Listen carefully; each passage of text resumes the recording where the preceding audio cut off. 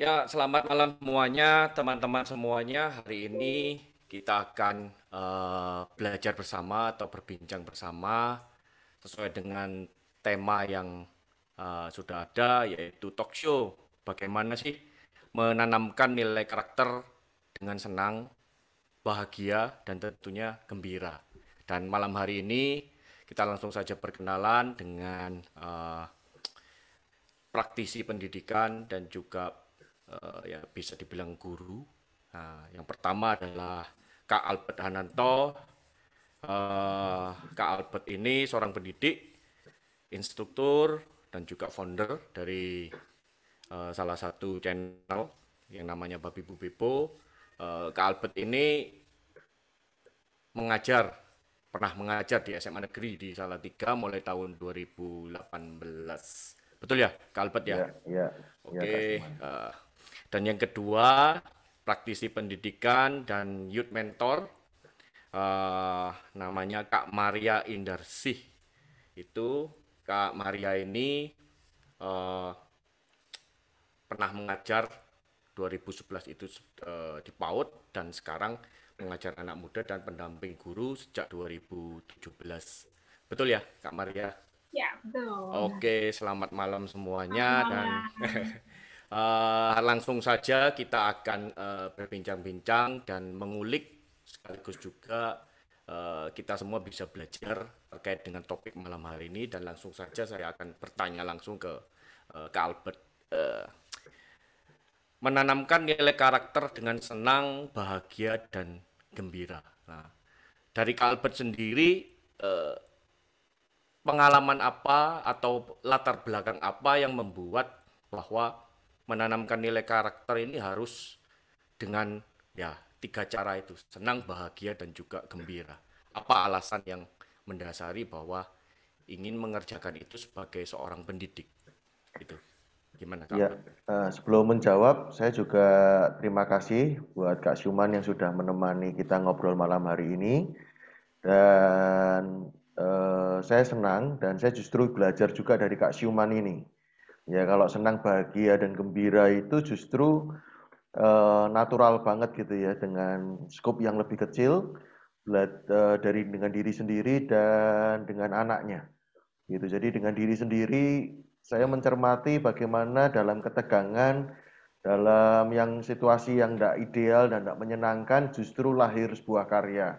Justru kayak apa bete bisa jadi lagu gitu ya. Terus dongeng-dongeng ke anak-anaknya gitu lalu jadi apa podcast gitu ya. Ya saya pikir menanamkan nilai-nilai ya dengan cara yang fun begitu. Anak-anak nggak sedang digurui, tetapi karakter bisa nilai-nilai bisa dibagikan ke anak-anaknya. Nah, demikian juga di Hmm. kelas gitu. Kalau kita guru dan kita juga istilahnya menganggap sebagai kakak, sebagai bapak buat mereka, ya tidak perlu sampai harus tegang, harus marah. Justru malah mungkin tidak masuk gitu ya. Tapi ketika kita dalam situasi yang gembira, bahagia, Hmm. ya dan apa namanya senang begitu ya dan mereka bisa awalnya juga sudah mulai kita bangun kepercayaan kedekatan dengan kita itu jauh lebih mudah gitu ya nanti kita akan bahas sih kupas dan jadi ada juga misalkan dengan bertanya gitu itu kan hal yang apa ya tidak disadari yang sangat apa smooth gitu ya masuknya ke mereka mereka tidak sadar ketika kita bertanya itu membuat mereka kemudian berpikir yang selama ini mungkin tidak terpikirkan oleh mereka. Nah, seperti itu sih kira-kira Hmm. singkatnya. Oke, oke, oke. Ya, eh nah pengalaman pada waktu mengajar di SMA itu bagaimana? Mungkin dimulai dari perkenalan ya. Perkenalan waktu pertama kali ngajar. Nah, gimana caranya untuk istilahnya bonding ya? Untuk bagaimana awal-awalnya itu seperti apa? Mungkin setelah itu mungkin dari Kak Maria mungkin juga bisa apa menambahkan ya, menambahkan dalam arti ya pengalamannya pertama kali untuk masuk ke dunia apa eh, ya dalam kaitannya kan ketemu murid lah itu Ya. gimana Kalbet? Ya, saya guru baru waktu itu dibully gitu ya. Jadi karena Hmm, pelajarannya harus pindah kelas. Jadi dibully dalam arti bukan murid cari gurunya, tapi guru cari murid gitu. Tapi kalau di hmm, hari hmm, pertamanya sendiri saya apa ya diintimidasi dengan senior justru. gitu. Jadi Oh, oke. intimidasinya dalam arti begini, Pak, jangan kaget loh ya, murid-murid di sini itu nakal-nakal semua, Hmm. gitu. Jadi Hmm. waktu suruh mimpin, murid-murid dikumpulin begitu, apa namanya, dibisikin begitu, Pak ini murid-murid nakal loh, gitu. Hmm. Hmm. Jadi Hmm. apa namanya, siap-siap gitulah. Lalu eh, waktu itu ada acara begitu, ada yang bicara, ada yang lain mulai bicara dulu, saya biarin gitu kan, belum jatahnya saya. Hmm. Jadi Hmm. ketika saya bicara, ya saya bilang, biasa kan kalau ribut gitu kan yang paling ribut pasti yang di belakang-belakang gitu kan. Hmm. Jadi saya bilang, ya sudah, balik kanan semua gitu. Jadi apa istilahnya balik ke belakang gitu, saya bicara dari belakang. Jadi kan yang di belakang jadi yang terdepan gitu kan. Hmm. Jadi buat saya itu hal yang tidak perlu teriak-teriak lah gitu kan. Nah, saya pernah lihat soalnya di sekolah lain gitu kalau guru apa muridnya rame, gurunya tinggal acungin apa jari gitu 2 atau 4 gitu. Artinya pulangnya lebih sore gitu. Nah, saya bilang juga nggak diperhatiin gitu loh. Artinya kan harus dipaksa, harus dihukum, harus diancam. Saya pikir tidak harus seperti itulah ya. Jadi itu yang pertama. Lalu Hmm. yang Hmm. kedua, saya bikin mereka harus penasaran gitu. Ini kok guru harus kok beda ya gitu. Jadi dengan cara apa namanya? Saya pakai dinding tiga sisi gitu. Karena kan satu sisinya pintu. Jadi satunya pakai papan tulis, ya, satunya lagi pakai MMT, lalu satunya lagi pakai green Oke. screen. Jadi Hmm. Hmm. yang MMT itu juga kadang pakai flip chart gitu. Jadi pakai kertas di seminar itu ya. Jadi lalu juga kursi. Kursi juga saya tata tiap kali itu berbeda.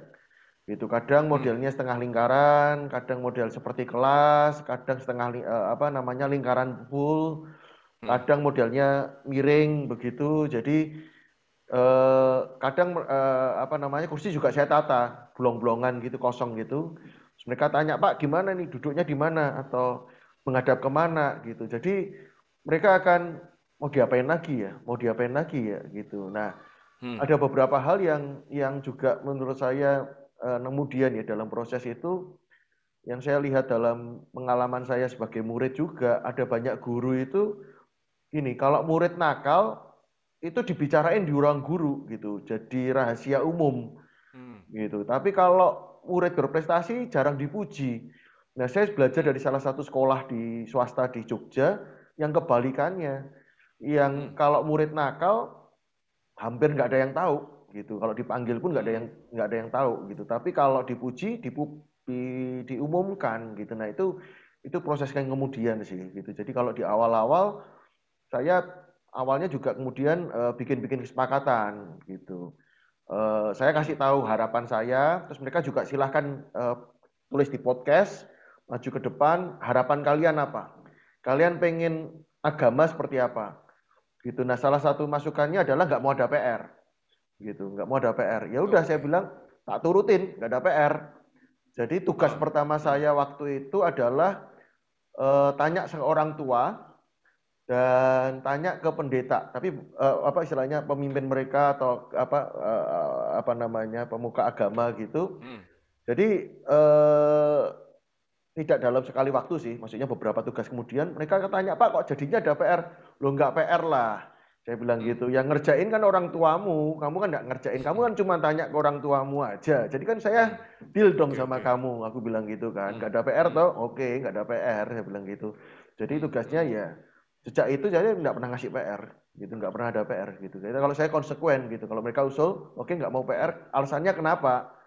Banyak tugas Pak, gini-gini, oke gitu. Ya berarti kan Hmm. capeknya Hmm. capek nulis, capek gitu. Jadi tugas-tugas saya kemudian nggak ada yang nulis, jarang lah. Maksudnya kalaupun kalaupun nulis ngarang itu ada hal lain gitu, misalkan posting hashtag di sosmed gitu atau ngisi apa gitu. Tapi bukan bukan yang sekedar istilahnya rutinitas PR jawaban di buku jawabannya apa atau saya kasih soal ujian Hmm. enggak sih. Hmm. Ya, seperti itu. Hmm. Itu mungkin singkatnya mungkin Oke, oke. awalnya. Berarti tadi justru informasi awal sebelum ngajar yang didapat itu justru dari senior ya, bukan berdasarkan survei ya.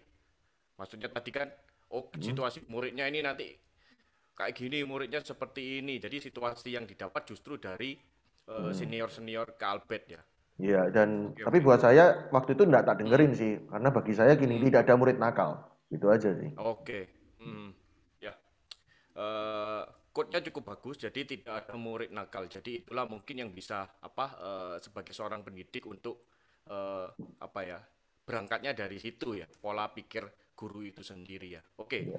sebelum nanti pertanyaan lebih lanjut dengan Kak Albert, sekarang ke Kak Maria. Lah ini tentunya ada pengalaman yang berbeda karena kan awalnya di PAUD, kemudian sekarang banyak mendampingi anak muda dan juga mendampingi guru lah.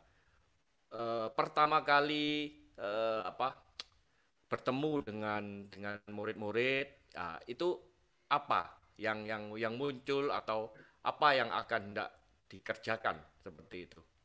Ya, terima kasih. Menarik ya, mengajar dengan menanamkan karakter dengan fun, dengan gembira itu, padahal sebenarnya itu esensi ya. Kalau kita mengajar dalam satu tekanan itu kan susah untuk masukkan nilai-nilai, sudah tertutup hatinya, kayak Hmm, gitu. hmm, Nah, pengalaman saya ini menjadi satu hal yang sangat berharga untuk saya. Awalnya saya ngajar untuk anak-anak TK, tentunya itu pelajaran pedagogik, ngajar anak-anak, tentunya berbeda pendekatannya dengan akhirnya saya dapat kesempatan ajar anak-anak youth dan juga pendampingan kepada guru yang andragogi, tentunya pendekatannya berbeda. Tetapi ketika saya belajar dalam skop untuk pendekatan membangun bonding sehingga kita bisa diterima, kan selalu fokusnya adalah kita fokus kepada audiens atau siapa yang kita ajar, bukan fokusnya kepada metodenya kita, tetapi kepada siapa yang kita hadapi, itu penting. Itu yang akhirnya kalau kita mengenali mereka, kita sudah membangun relationship, membangun komunikasi yang bagus dengan mereka, itu sudah keterima. Kita mau ngajarin dengan metode apapun, menurut saya itu bagian yang akhirnya mereka akan senang karena sudah kita menjadi teman, kita menjadi mentor, kita menjadi orang yang menginspirasi mereka. Yang langkah pertama tentunya adalah kita harus kenali dulu siapa yang kita ajar atau anak murid atau anak didik yang kita sedang dampingi. Karena kalau nggak kita kenal maka nggak sayang. Sama juga ada pepatah seperti itu ya. Sama ketika ngajar anak-anak TK, kalau kita nggak kenali karakternya, kita langsung ngejudge, oh anak ini terlalu nakal, padahal kita nggak boleh nyebut anak nakal ya, anak aktif gitu ya. Mungkin kalau dulu jadi anak kecil juga mungkin dibilang ini nakal. Ini salah memberikan imaging menurut saya. Jadinya kita, wah saya sudah dibilang cap ini nggak benar nih, jadinya udah minder duluan. Itu harusnya kita menjadi guru yang menginspirasi. Ketika dia melakukan hal-hal yang mungkin pada umumnya tidak umum perilakunya, harusnya memberi encourage dan memberikan semangat sehingga dia bisa melakukan perubahan. Ketika saya ngajar anak-anak TK, saya dekatin tuh anak-anak yang tanda kutip ya aktif, kemudian mereka bisa memberikan pengaruh untuk rekan-rekan yang lainnya. Biasanya orang-orang yang bisa memberikan pengaruh itu mudah kita untuk tularin inspirasi, karena dia akan jadi corong untuk menulari teman-teman yang lainnya. Nah itu upayanya harus ke situ dulu nih konsentrasinya. Dampingi dulu anak-anak yang memerlukan pendampingan lebih, kebutuhan lebih untuk konsentrasi atau kepedulian.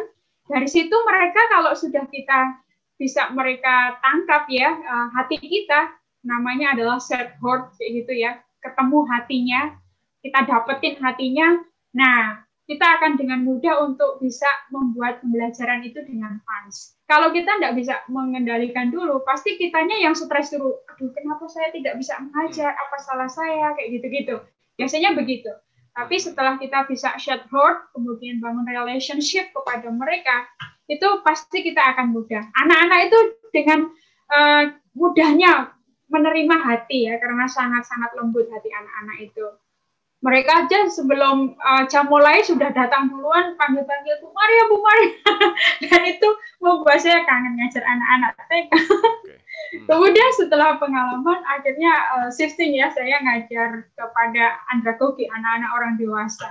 Punya kesulitan yang berbeda tentunya. Seperti pengalaman Kak Albert tadi ya, tentunya ngadepin orang dewasa itu tidak mudah. Kalau kita belajar secara sisi psikologis, orang dewasa itu lebih cenderung akan terpengaruh dengan teman-teman rekan sebayanya.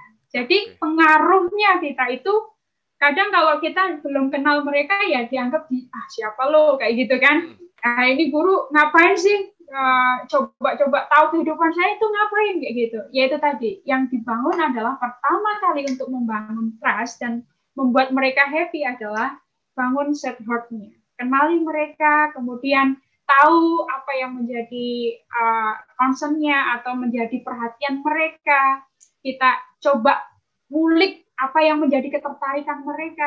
Fokusnya tetap kita proses ngajar itu fokus kepada anak yang kita dampingi, bukan fokus kepada kita. Maunya kita ngajarnya ya enak, yang mudah, tidak ada challenge. Tapi kalau kita mau membuat sebuah perubahan untuk karakter generasi ini, ya kita harus berupaya lebih keras untuk memahami mereka.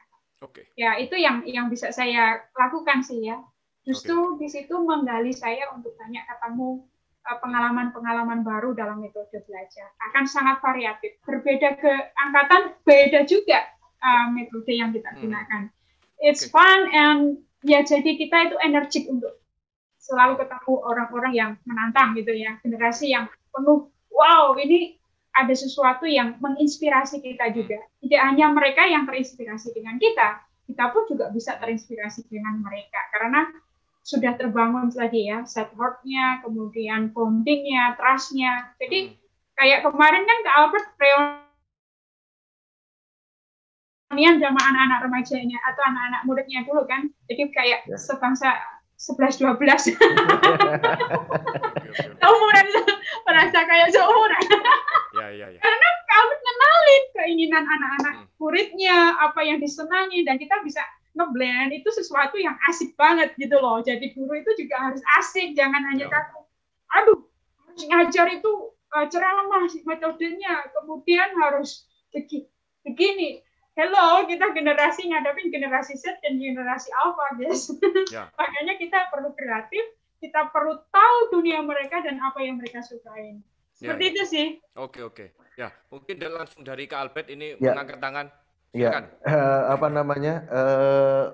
memberi contoh sih. Saya lakukan sih. Saya lakukan yang Kak Maria sampaikan tadi soal misalkan dalam satu kelas ada yang 1-2 yang menonjol begitu istilahnya, yang orang mungkin bilang nakal lah, orang bilang cari gara-gara lah begitu. Dan saya tidak suka gini. Kalau anak ini bermasalah di kelas, kebetulan bukan hanya kelas saya saja, memang di kelas itu terkenal bikin masalah, itu ada guru-guru yang suka melabel terus menerus, walaupun anak itu udah berubah tetap aja dilabel nakal. Itu yang buat saya nggak fair dong gitu loh. Nah, tetapi balik ke istilahnya cara pendekatan yang Kak Maria sampaikan tadi, ada sih satu kelas yang menonjol begitu, ada beberapa kelas dan saya dekati gitu. Ada yang saya pernah ajak ke kantin, ajak makan. Saya bilang nanti pas jam istirahat kita makan bareng di kantin, saya bilang gitu. Lalu saya ngobrol gini, saya frame dulu, saya kasih pujian dulu ke dia. Jadi kasih feedback itu juga mesti ada seninya gitu. Jadi saya bilang bukan basa-basi sih, saya bilang kamu ini suka tantangan. Mungkin pelajaran saya nggak menantang buat kamu. Atau kamu ini pemimpin. Buktinya kalau kamu lakuin sesuatu atau kamu bicara sesuatu, teman-temanmu akan ikut kamu. Gitu. Atau kamu ini sorry aku baru punya waktu sekarang, aku bilang gitu. Jadi tapi aku sudah amati kamu beberapa waktu ini, kelihatannya kamu ada hal yang kayak nggak bisa tersampaikan begitu, atau sesuatu yang kayak kamu nggak suka, kamu nggak atau marah gitu, ada apa gitu. Jadi hal-hal itu yang saya coba pendekatan. Lalu ada juga yang ini yang kemarin Kak Maria sampaikan ini, yang grup band itu, saya bilang gini, silahkan datang ke saya, siapa yang bisa ngomong ke saya gini, Pak atau Kak. Oh ya, tadi saya juga untuk bonding itu saya tidak mau dipanggil Pak sih, jadi saya mau panggilnya Kak gitu ya. Jadi kenapa saya juga nggak mau dipanggil Ko gitu. Jadi karena saya punya makna di situ. Kak itu Indonesia gitu, kita supaya kita bisa blended gitu, tidak ada suku, tidak ada ras. Nah, balik ke tadi saya bilang kalau ada murid yang bisa datang ke saya yang berkata, Kak, saya kok merasa potensi saya ini tapi saya perlu pertolongan atau saya perlu apa ya fasilitas atau saya pengen berkembang tapi nggak tahu caranya. Nah, itu silahkan datang. Nah, kemudian ada beberapa anak cowok datang ya. Ya sampai hari ini yang itu yang saya support gitu. Jadi istilahnya saya juga ngajarin gitu. Saya juga nggak paranormal.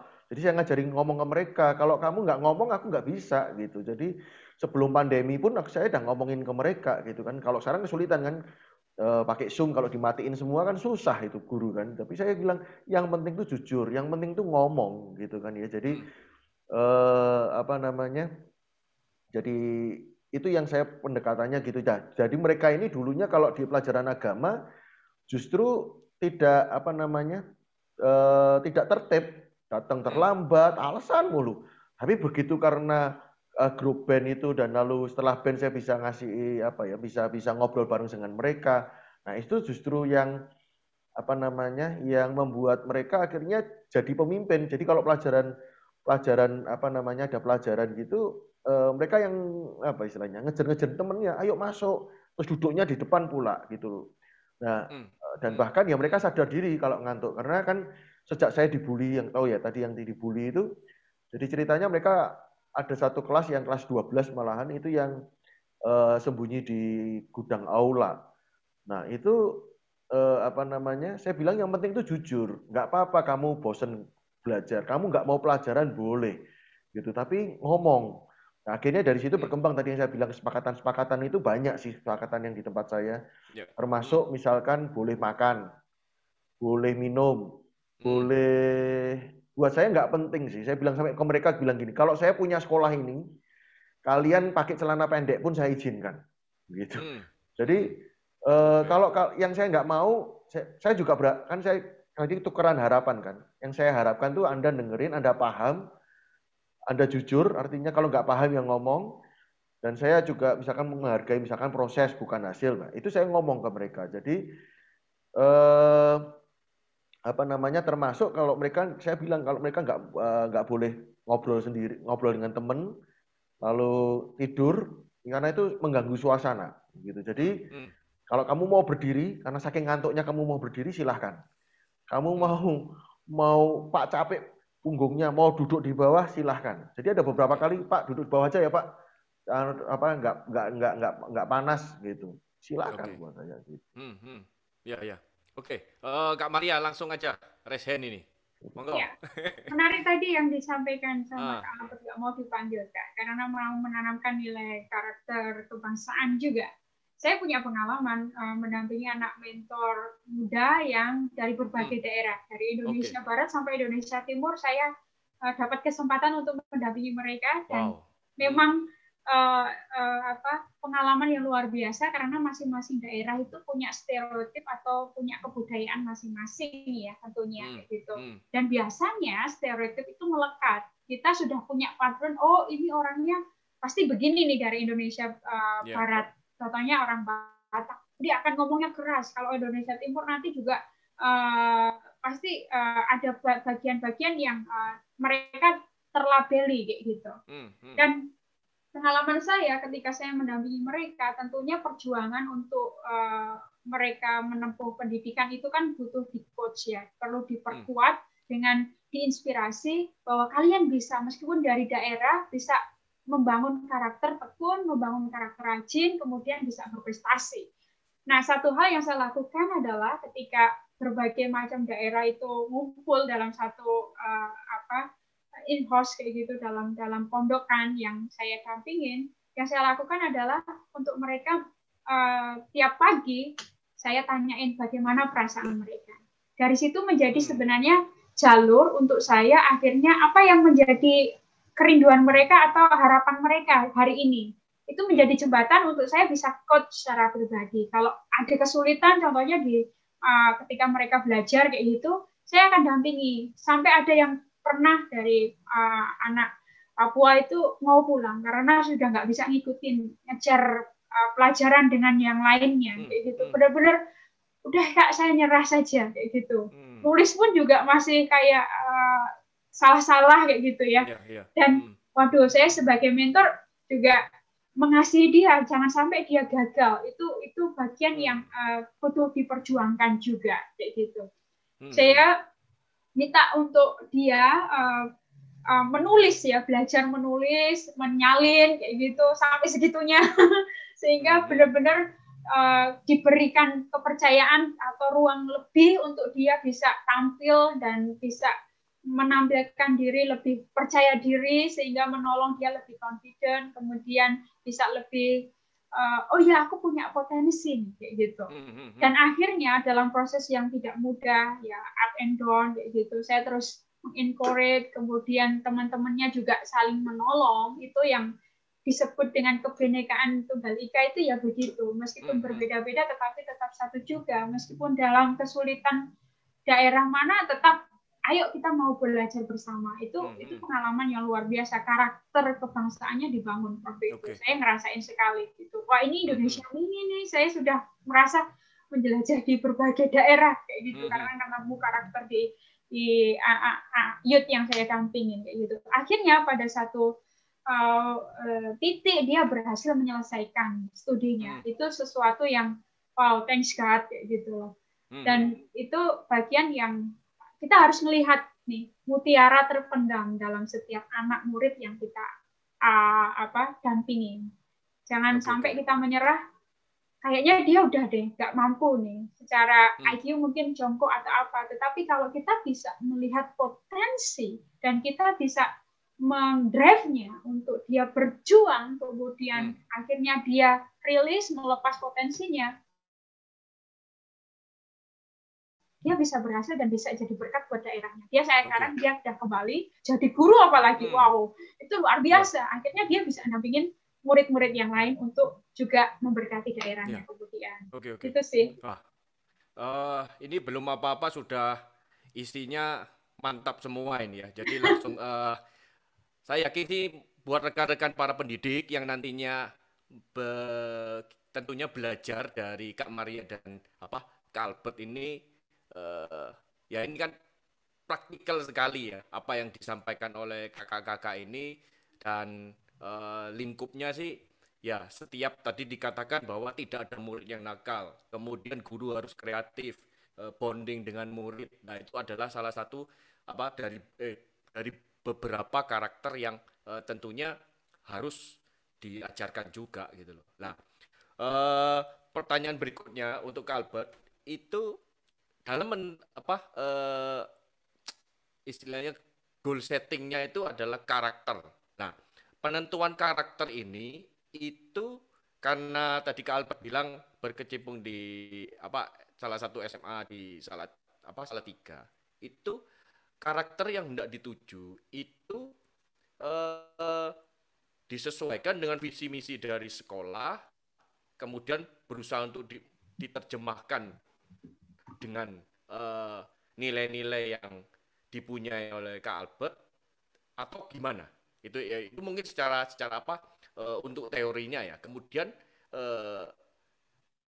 dipraktekkannya untuk disampaikan kepada murid-murid itu apakah langsung disampaikan secara mungkin teoritis, kebanyakan ya pengalaman kita waktu dulu ya kita diajar di SMA sudah visi misi ya sudah pokok kita ya diajar aja, yang penting hasilnya berupa angka kan, nanti kan di akhirnya kan seperti itu lah. Gimana itu pengalaman Kak Albert pada waktu jadi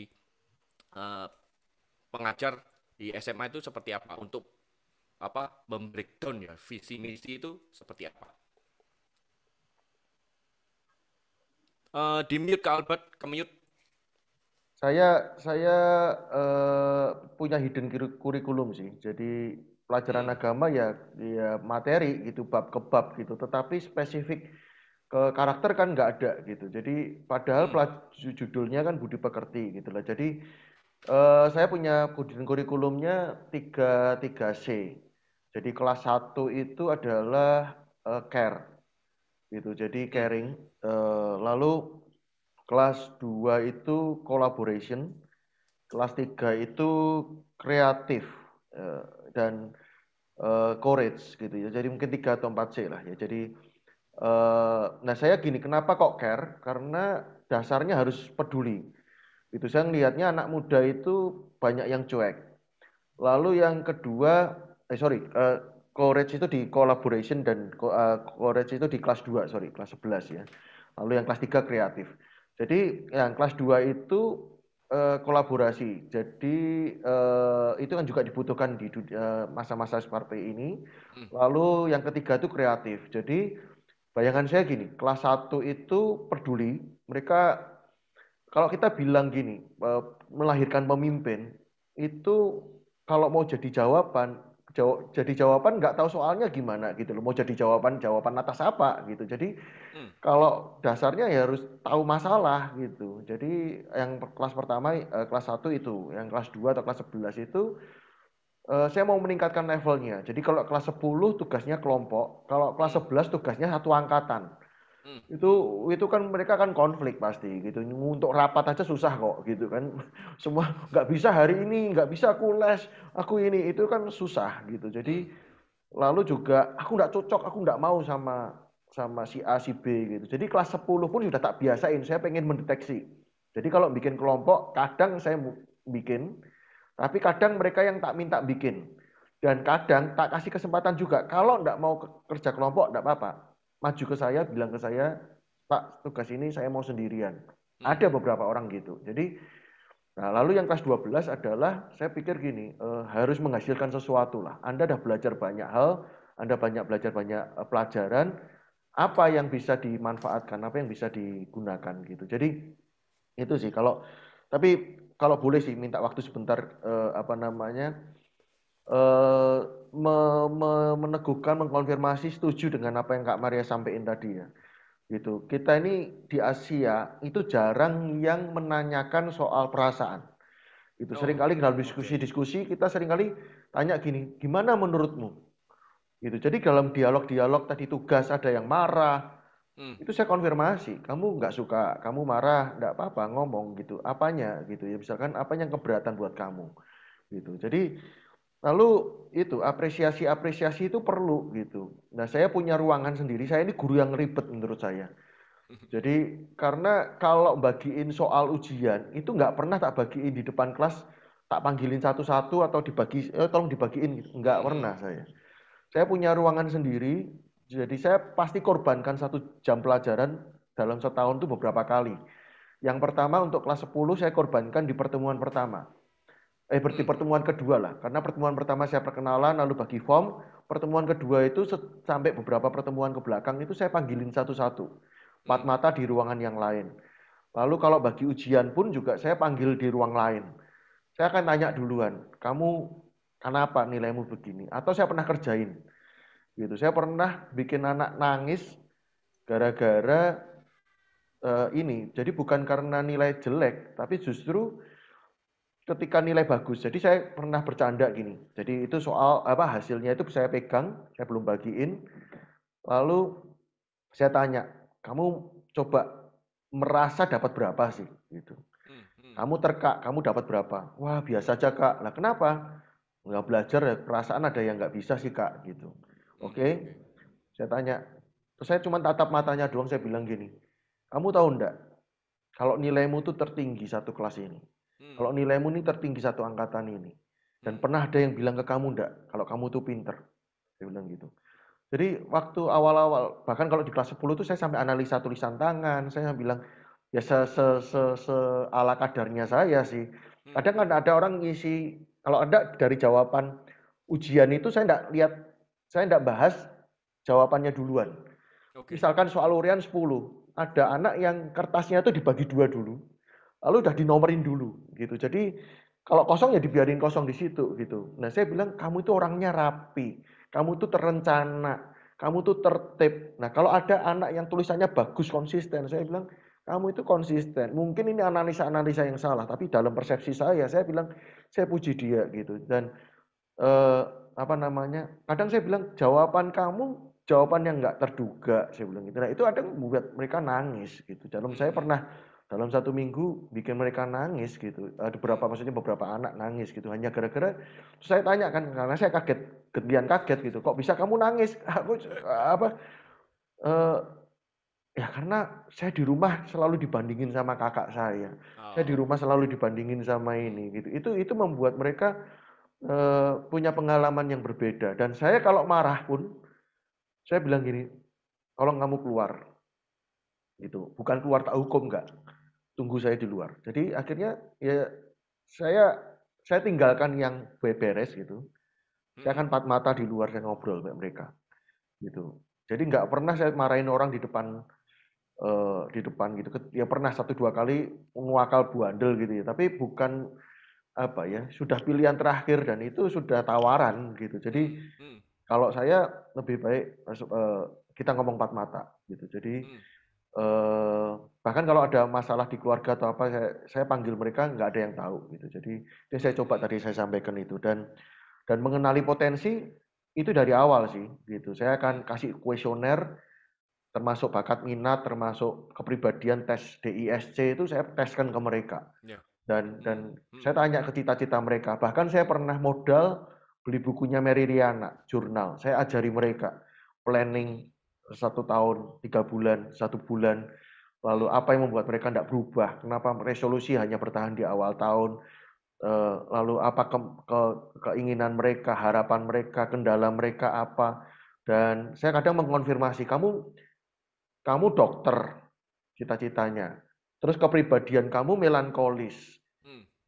Saya mencoba menghubungkan gini, bahwa kamu merasa mungkin impian dokter itu apa ya, kebetulan, impian dokter itu mimpi kok apa istilahnya iseng.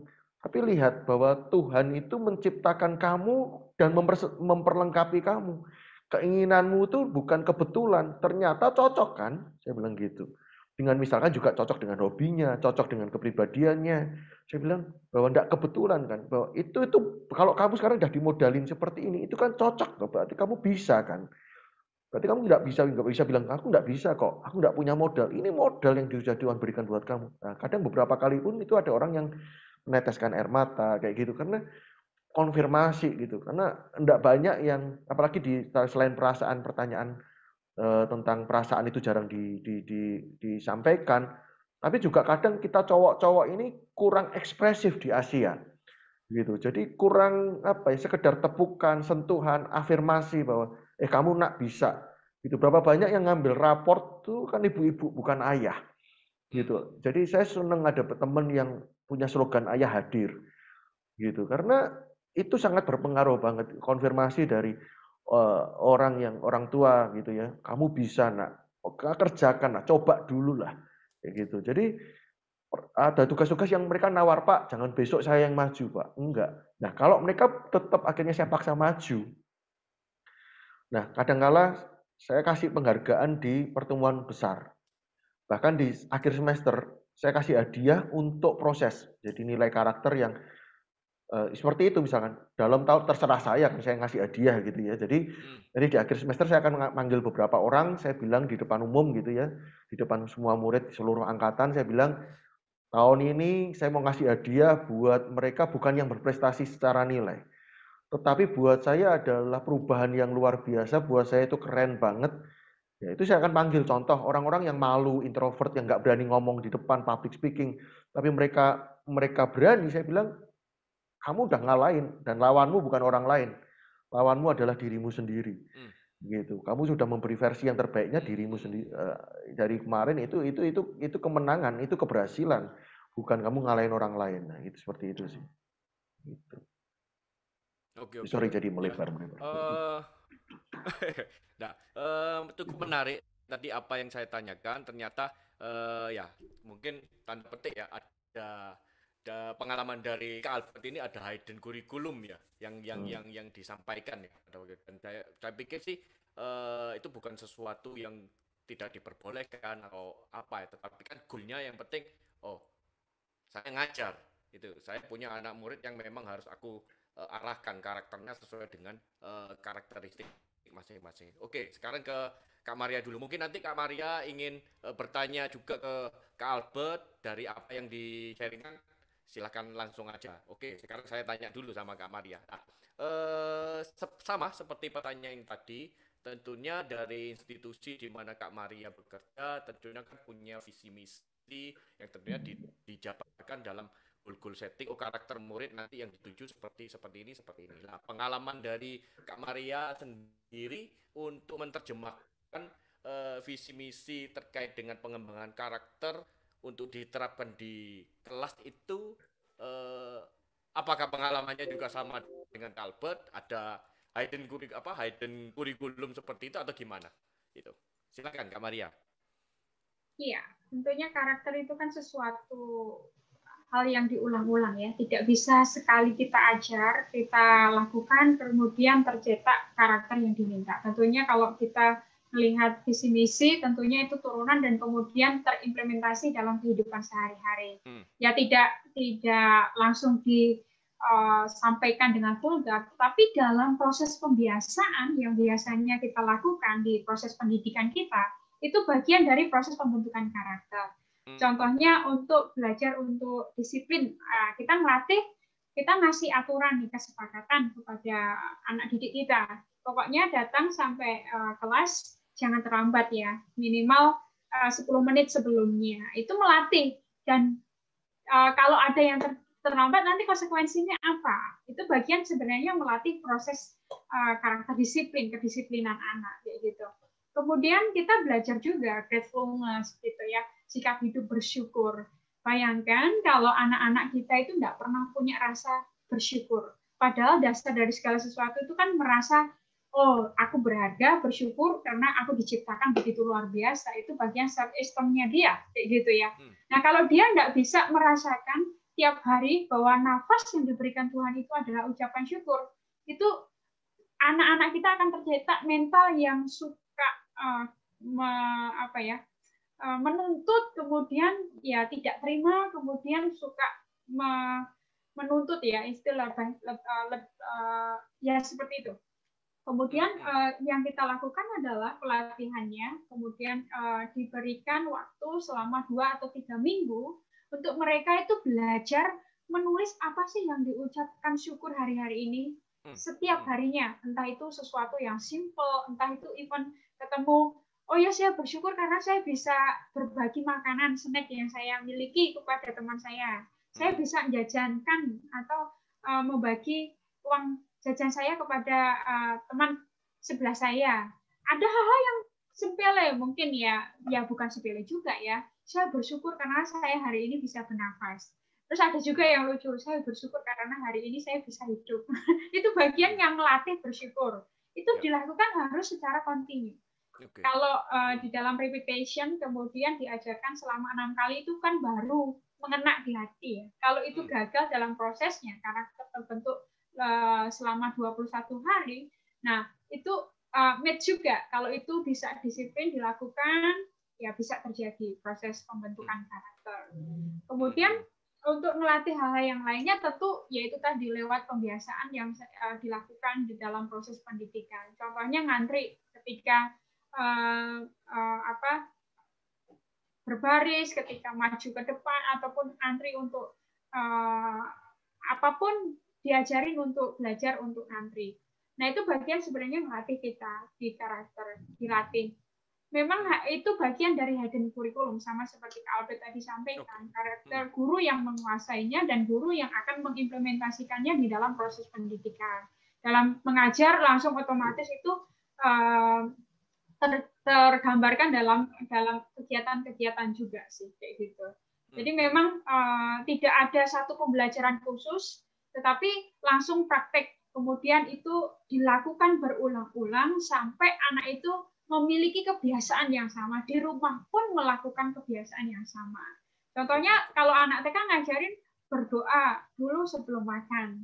Ada juga kesaksian anak-anak TK itu ada orang tuanya yang cerita, Ibu guru ini anakku itu nggak mau makan dulu kalau nggak berdoa. Kata ibu guru pokoknya kalau makan itu harus berdoa dulu. Nah orang tuanya udah jadi sadar kan.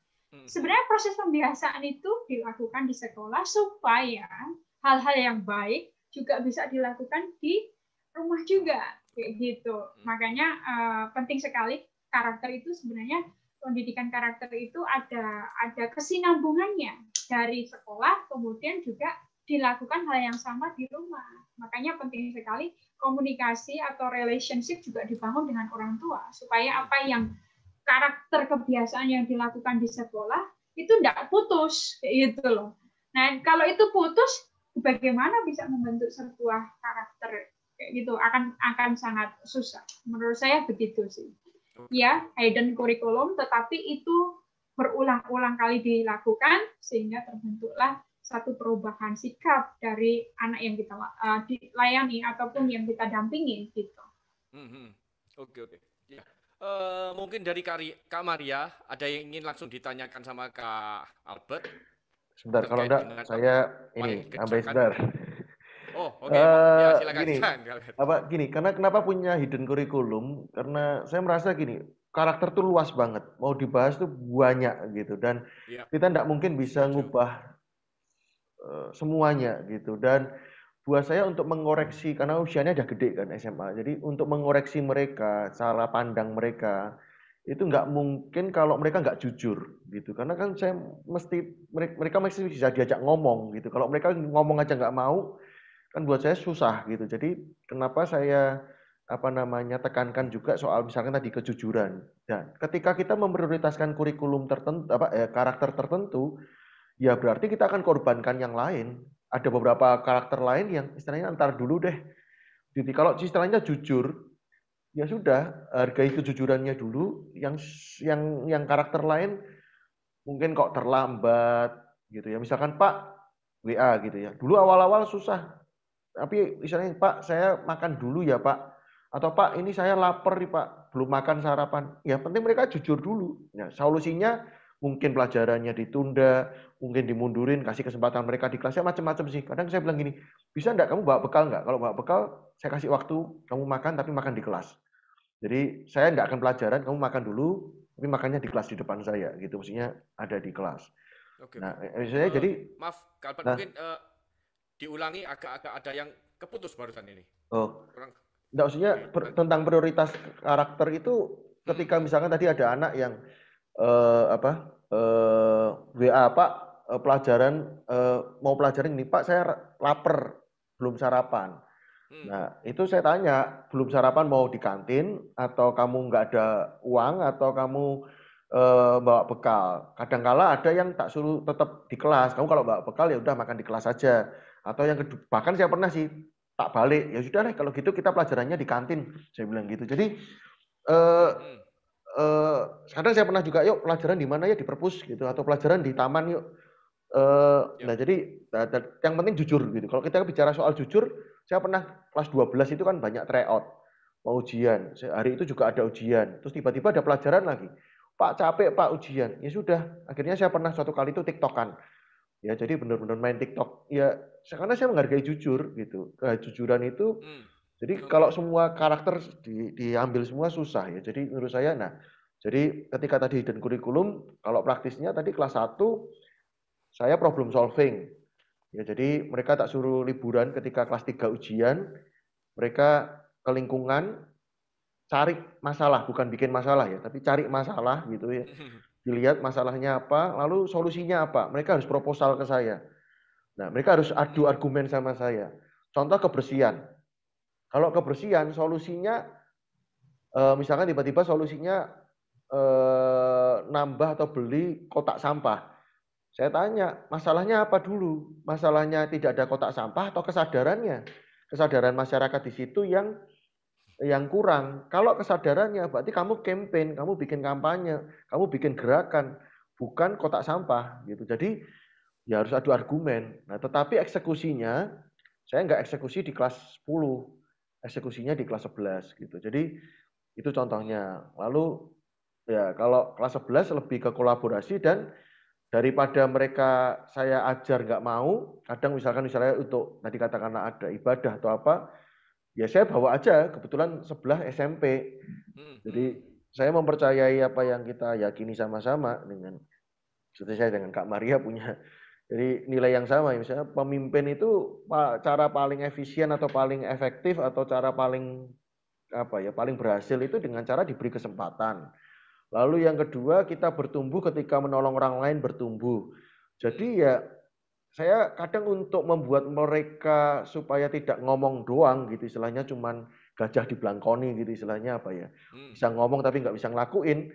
Ya saya bawa mereka ke SMP untuk mereka apa istilahnya tugas gitu mendampingi adik-adiknya. Jadi di situ saya berproses bersama, saya berproses dengan murid saya berproses dengan anak-anak SMP, dan kadang salah mereka berani sharing gitu, berani ngomong gitu soal ngajarin jujur adik-adik SMP. Saya tanya, kamu udah jujur belum? Gitu. Jadi, nah di situ terjadi interaksi gitu ya. Kalau kelas 12 saya menghapus ujian hafalan gitu. Sebetulnya dari kelas 10 sih, tapi kelas 12 itu ujian praktek dalam kasih 19.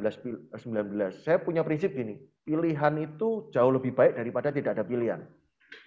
Gitu. Nah, itu juga termasuk sebetulnya kan dikerjakan di sales, di marketing.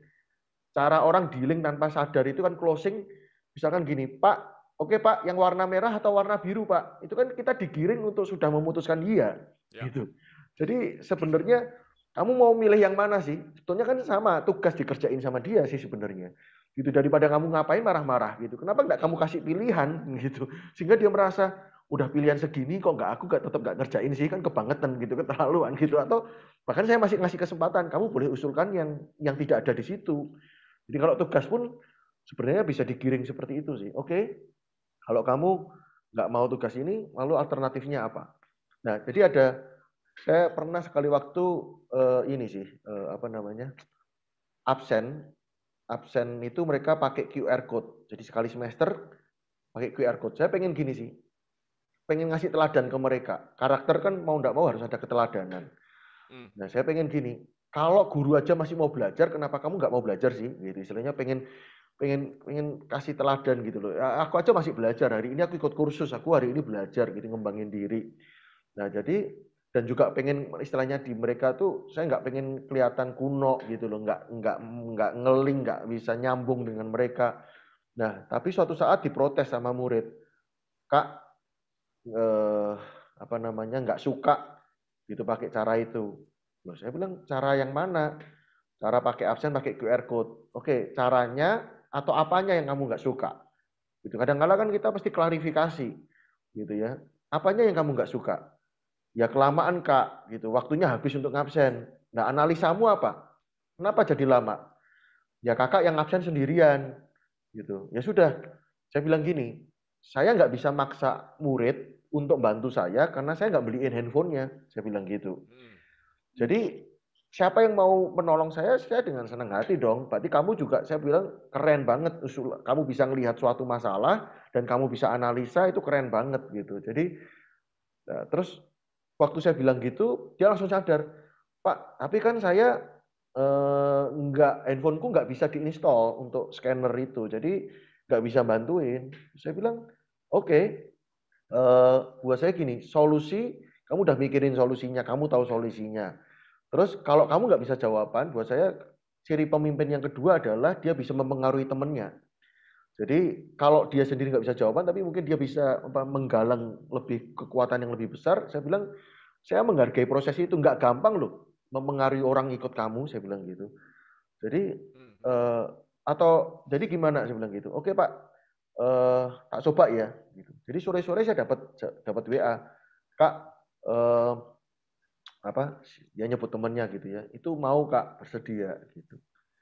Nah kayak gitu-gitu yang saya kemudian dalam pertemuan besar saya akan minta dia maju ke depan. Saya pasti akan puji dia di depan umum. Saya bilang ini contoh keren gitu kan, apa namanya, saya dikomplain nggak apa-apa, tapi dia tahu solusinya, dia kasih solusi dan dia bisa mempengaruhi yang lain. Jadi ya seperti itu sih, problem solving itu sampai ke situ gitu. Gitu. Oke. Ya, Kak Maria mungkin akan menambahi atau bertanya. Ya, saya mau nambahin berkaitan dengan tadi ya, poin yang pembentukan karakter, bagaimana kita bertumbuh dengan cara menolong orang lain bertumbuh. Anak-anak muda itu kan sukanya dia punya kebanggaan kalau dia punya komunitas ya, komunitas yang saling mempengaruhi satu dengan yang lain. Disitulah sebenarnya kita perlu meng-create kayak gitu sehingga mereka punya satu jati diri yang positif dengan timnya itu, dibawa kepada satu nilai-nilai yang positif juga. Akhirnya terbentuklah satu karakter. Kalau kita belajar dari kasusnya Kak Albert tadi, bagaimana menolong anak SMA-nya untuk bisa melihat masalah, dan bagian itu yang akhirnya membuat dia itu bisa berpikir kritis analitik. Itu sebenarnya poin penting yang diperlukan untuk generasi saat ini. Kalau dia tidak bisa jadi problem solver dan mengetahui ini masalah nih gitu. Nah, tugas guru itu jangan hanya sekedar guruin saja, tetapi juga menolong mereka, mengcoach mereka untuk mereka punya mata yang lebih lebar melihat situasi di sekitarnya. Bahwa dia itu bisa jadi solusi, bukan hanya sekedar ini loh ada ini kok hanya sekedar pengadu saja. Menurut saya bagian terpenting seorang guru dalam pembentukan karakter adalah menolong anak muridnya bisa menjadi problem solver dalam mempengaruhi hal-hal yang lebih positif. Terbentuk satu komunitas yang saling mendorong, itu fun-nya kalau anak-anak muda kerja tim, kemudian mereka bisa membuat satu kreativitas, nah kita tinggal kasih guidance saja. Oh iya, proses coachingnya begitu. Menurutmu bagian ini apa yang perlu diperbaiki? Ya kita hanya memberikan sebuah umpan kayak gitu sehingga mereka yang akan berupaya dan karakternya terbentuk. Itu yang kita lakukan sih dalam proses pendidikan kita. Kita tidak hanya sekedar memberikan draft untuk apa-apa saja yang mereka harus selesaikan, mereka harus lakukan, kemudian tanpa ada kesadaran dalam diri mereka itu sangat kecil. Nah itu pentingnya kita bisa bangun bonding tadi, kita bisa jadi kakak, bisa jadi sahabat buat mereka, sehingga bukan hanya sekedar metode yang terpenting, tetapi kontennya itu yang paling penting, sehingga mereka bisa fun, mereka bisa menikmati proses pembentukan karakter dan bisa menghargai proses itu, sehingga mereka bisa maksimal. Saya kira itu sih Kak Shio. Jadi penting sekali untuk membentuk komunitas, kemudian kita bisa coach mereka, membawa mereka untuk punya pemikiran kritis bahwa mereka harus jadi solusi. Kalau untuk membentuk karakter begitu. Wow. Ini sangat menarik sekali ya buat rekan-rekan. Saya mencoba untuk menyimpulkan dari sesi pertanyaan yang ini karena praktikal sekali ya. Menurut saya pribadi sih mendengar penjelasan dari Kak Albert dan Kak Maria itu sangat menarik. Saya mendengarkannya terlihat apa ya? Kok rasanya mudah ya. Rasanya mudah untuk ternyata kayak gini ya. Caranya kok kayak gini ya caranya. Tetapi tentunya buat rekan-rekan pendidik memang tergantung juga dari passionnya masing-masing, gimana cara untuk menyampaikannya. Tetapi lewat pengalaman yang sudah disampaikan Kak Albert dan Kak Maria, tentunya ya kita semua bisa belajar ya, khususnya rekan-rekan pendidik, bahwa ya asalkan kita bisa menyampaikan dengan cara yang fun tadi, kemudian gembira, senang, otomatis apa ya? Potensi keterbukaan, kemudian sesuatu yang sebelumnya tidak kelihatan, akhirnya dari murid-murid itu bisa muncul akhirnya ya dari pengalaman Kak Albert dan juga Kak Maria tadi, dan ya sangat menarik ya, sangat menarik. Oke, pertanyaan selanjutnya kembali lagi ke Kak Albert. Kalau tadi sudah dijelaskan ya dari awal, yang dilakukan ini, yang sudah dikerjakan ini, kemudian menghadapi ini seperti ini, menghadapi seperti ini. Tentunya pastinya ada apa ya?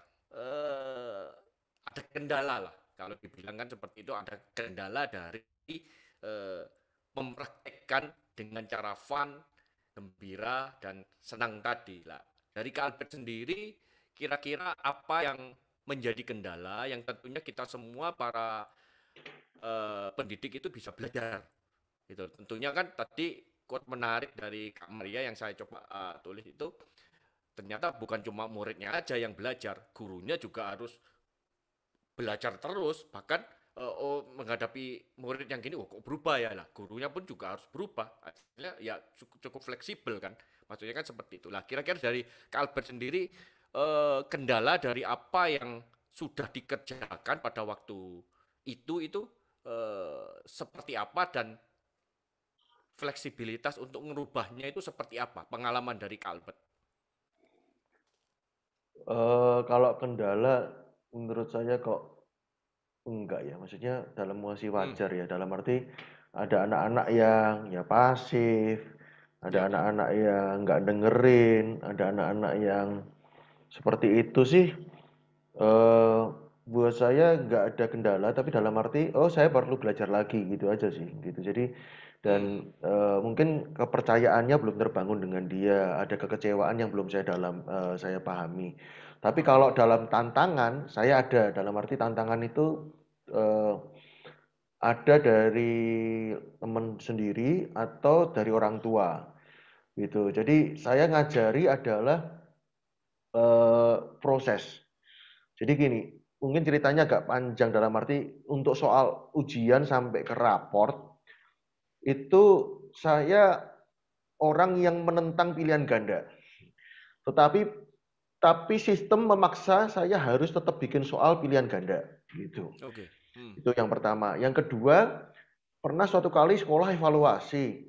Jadi kalau anak selesai kerjain ujian nggak boleh keluar kelas karena akhirnya mengganggu teman-teman yang lain gitu. Nah, saya apa namanya ubah juga gitu. Jadi bukan hanya sekedar sudah selesai ya udah tidur aja di kelas. Udah diam nggak boleh ganggu. Mereka kan gelisah itu nggak bisa tenang kan. Saya hmm, ubah aja gitu kesempatan buat mereka memikirkan yang nggak sempat mereka pikirkan. Jadi pertanyaan-pertanyaan saya eh, untuk nalar pun saya juga nggak mau hafalan gitu. Di pilihan ya. ganda nggak suka hafalan. Istilahnya kalau 10 soal, 3 soal ada di buku, 7 soal nggak ada di buku gitu. Jadi Hmm, eh, pertanyaan saya contohnya ya seperti kamu mau dapat nilai pelajaran saya ini dapat berapa sih? Berikan saya alasannya. Terus hmm, kalau hmm, kamu menilai hubunganmu dengan orang tua di skala 0 sampai 10 nilainya berapa? oke. Lalu saya pernah juga memasukkan di nilai apa di soal ujian itu contoh mereka di tengah proses pembelajaran sebelumnya itu ada project. Nah, saya masukkan di ujian. Menurut kamu projectmu itu kamu layak nilai berapa? Menurut Hmm, kamu masih bisa diperbaiki atau tidak? Lalu kalau perbaikan, perbaikan seperti apa? Nah, kalau kelas 10 misalkan kemarin, kamu belajar apa dari pramuka? Lalu kalau kamu kelas 11, kamu kelas 10 ini jadi pramuka belajar apa? Lalu menurut kamu ada hal apa yang bisa diperbaiki? Lalu pertanyaan berikutnya, kalau kamu kelas 11 nanti jadi kakak pembina, kakak pembimbing, hal apa yang akan kamu kerjakan untuk adik kelasmu dalam konteks ini? Maksudnya pelatihan pramuka ini.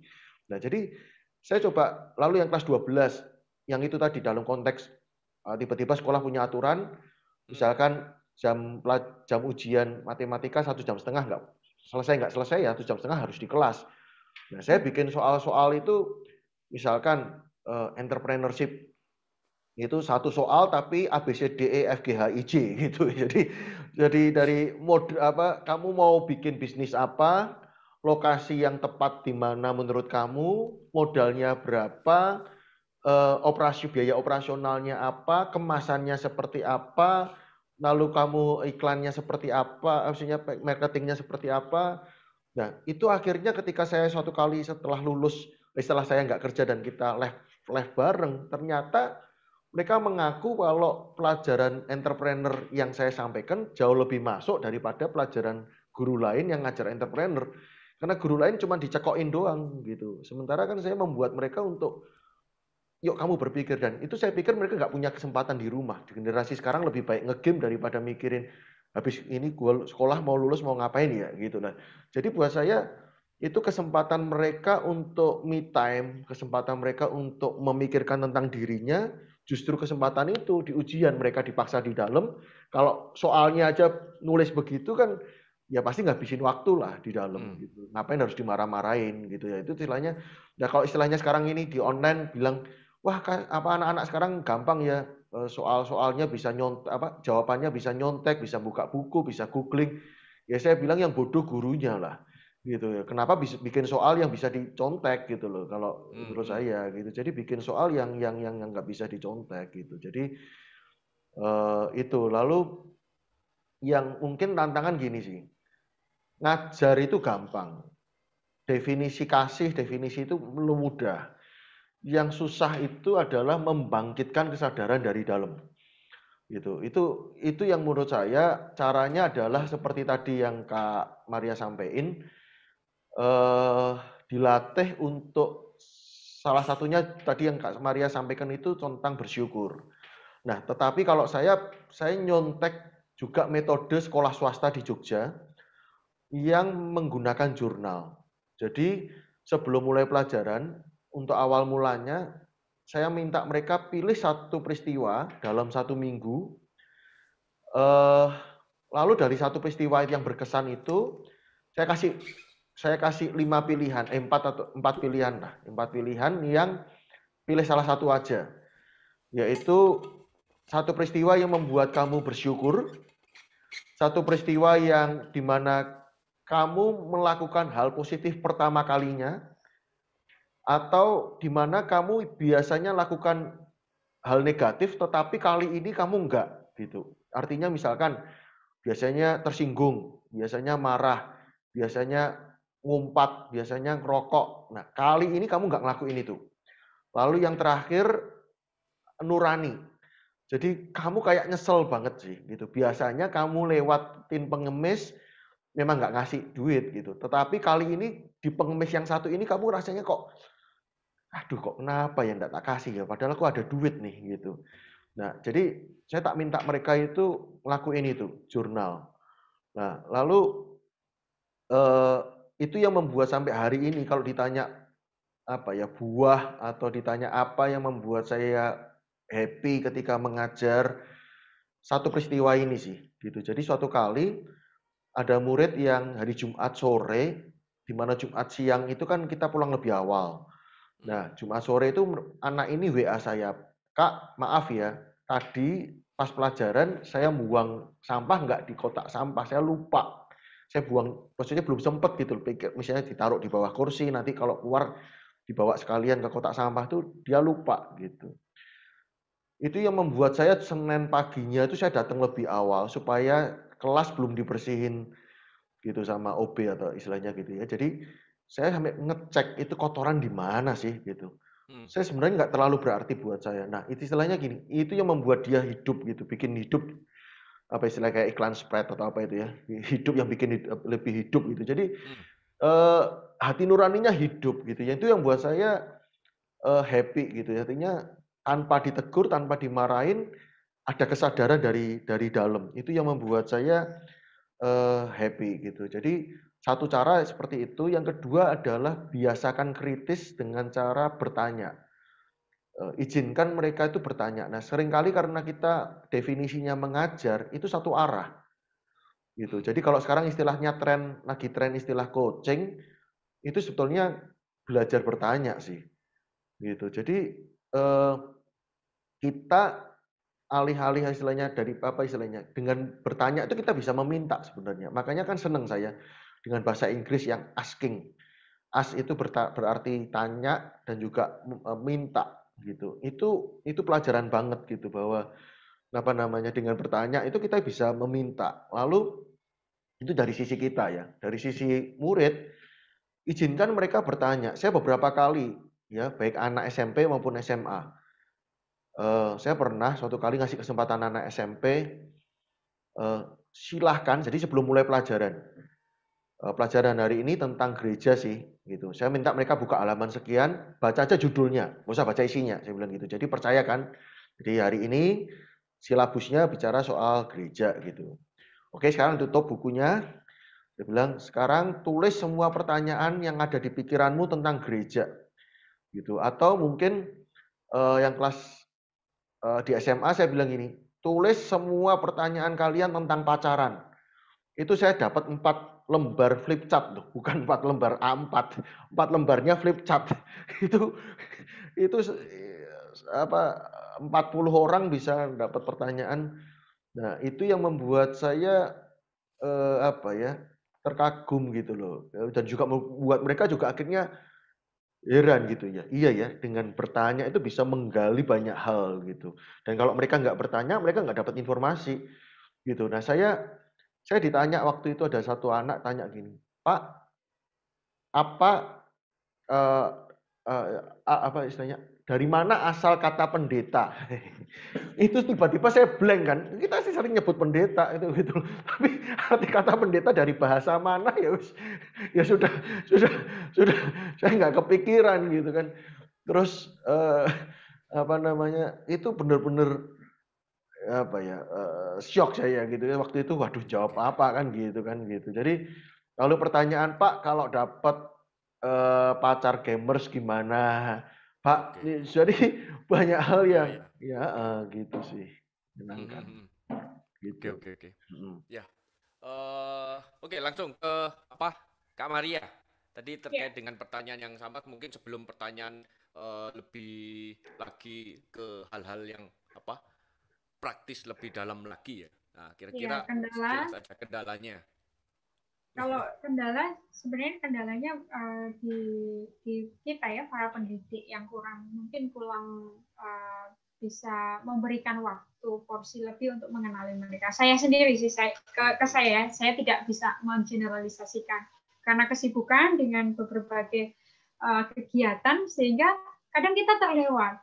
Ada kalanya kita kurang memperhatikan, ada kalanya kita jarang untuk berkomunikasi sehingga sempat lost kayak gitu.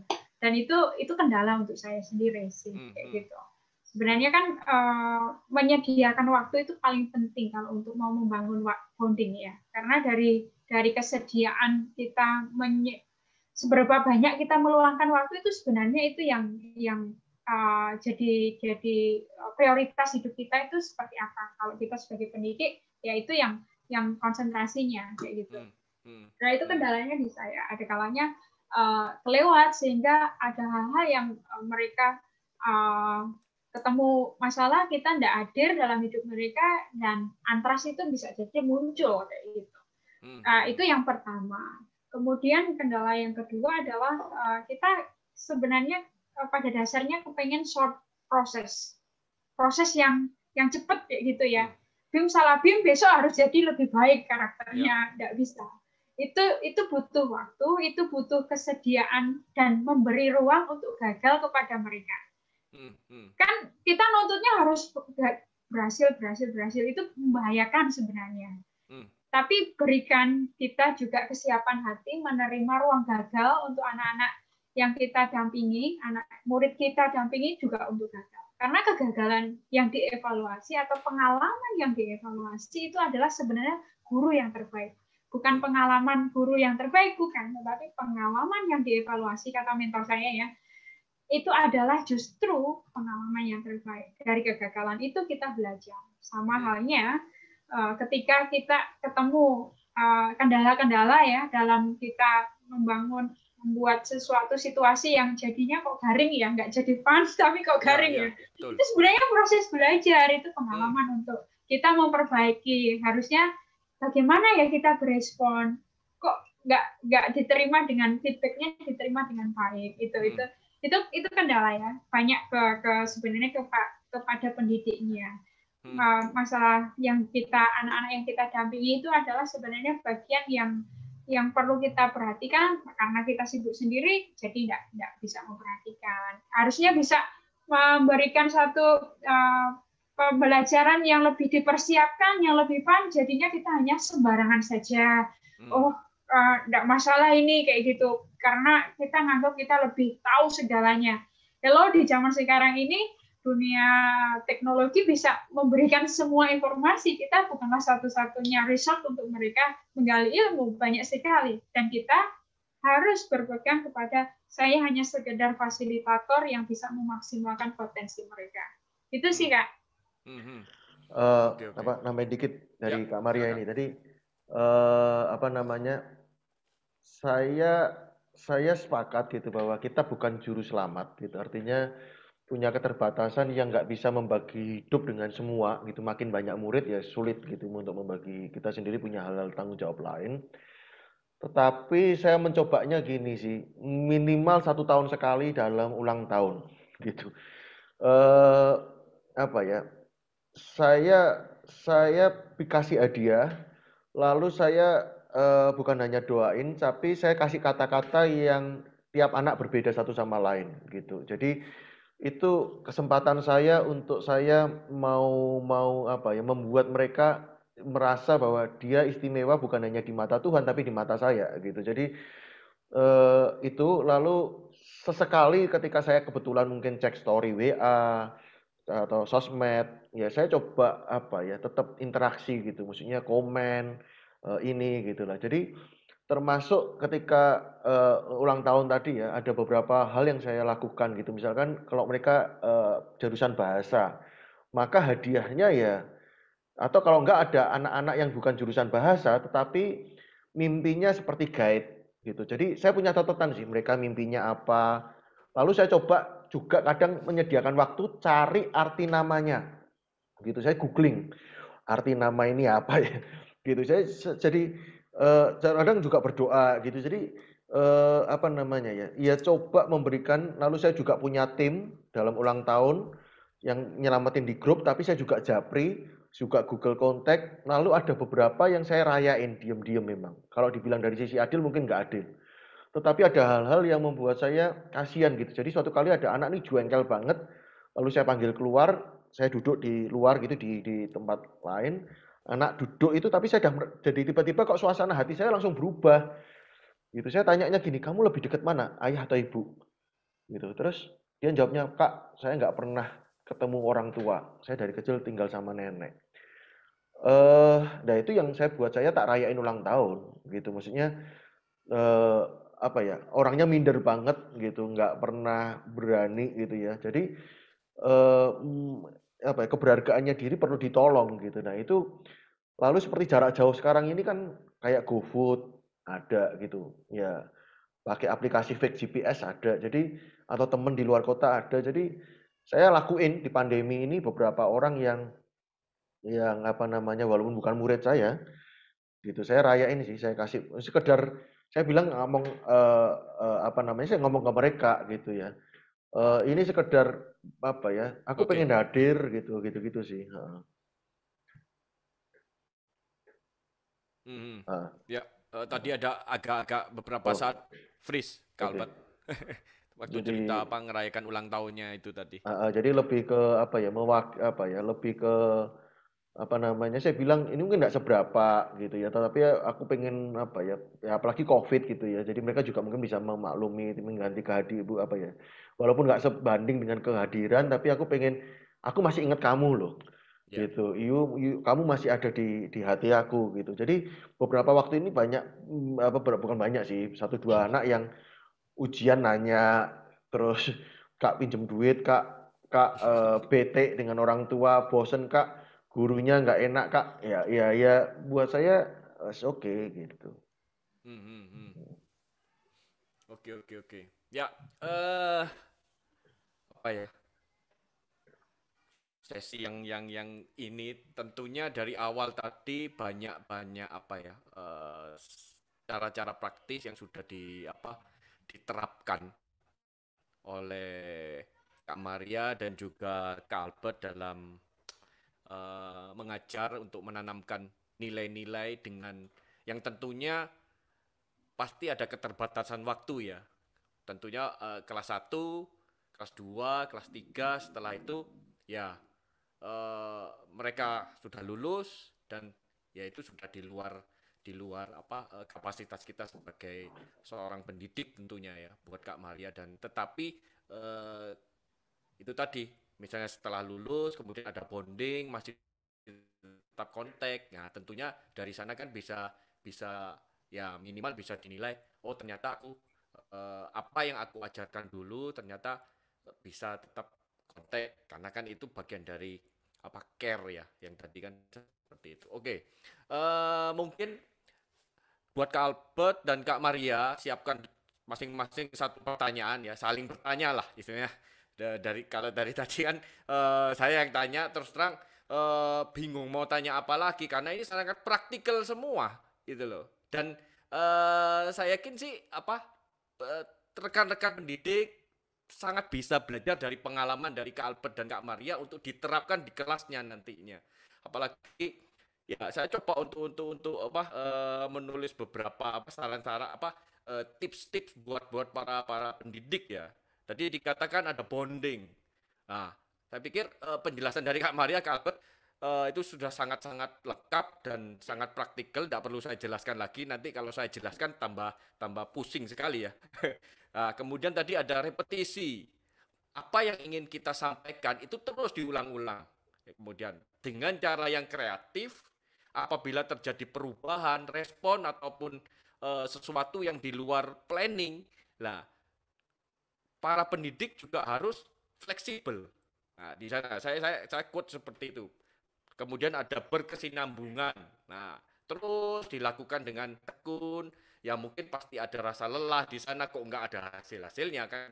Karena kan sebagai pendidik mungkin ya tadi yang disampaikan Kak Maria inginnya cepat aja. Ternyata itu proses gitu loh.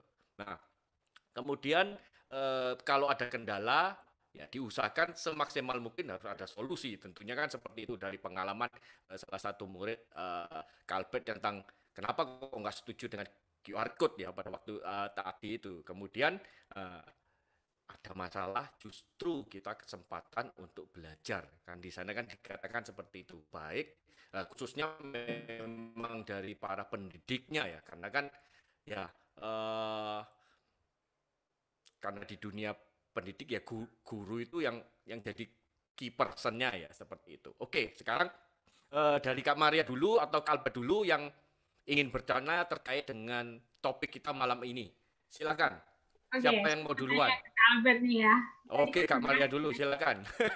menarik. Tadi kan ceritanya di ngajar SMA itu kan kayaknya Kak Albert ini punya anomali tersendiri ketika ngajar kayak gitu ya. Tentunya ini tiba-tiba guru datang membuat sebuah sistem kayaknya nggak ngikutin sistem seperti apa kendalanya kayak gitu. Sebenarnya apa sih responnya kayak gitu ya? Ketika dilihat kayaknya tadi kata dibully kayak gitu ya karena punya satu kreativitas tersendiri dan ternyata lebih disukai nih anak-anak cara ngajarnya Kak Albert daripada dengan guru-guru yang lain. Responnya seperti apa sih? Kita kan perlu nih ya tahu juga nih ya Respon itu apakah responnya siapa ya? responnya Kak Albert dong kayak gitu kan. Uh, dan bagaimana menyikapinya? Itu sih pertanyaan saya. Gitu. Kalau ketemu hal-hal yang mungkin itu jadi kayak dicap sebagai kok dia ini nggak ngikutin sistem nih, maunya sendiri dari pendidik kok nggak sesuai dengan kurikulum ataupun aturan sekolah itu. Bagaimana cara meresponinya? Kesannya bukan bukan artian seperti itu juga ya kesannya saja. Saya whatever sih ya. Dengan Tolong dideskripsikan lebih gini, jelas ya.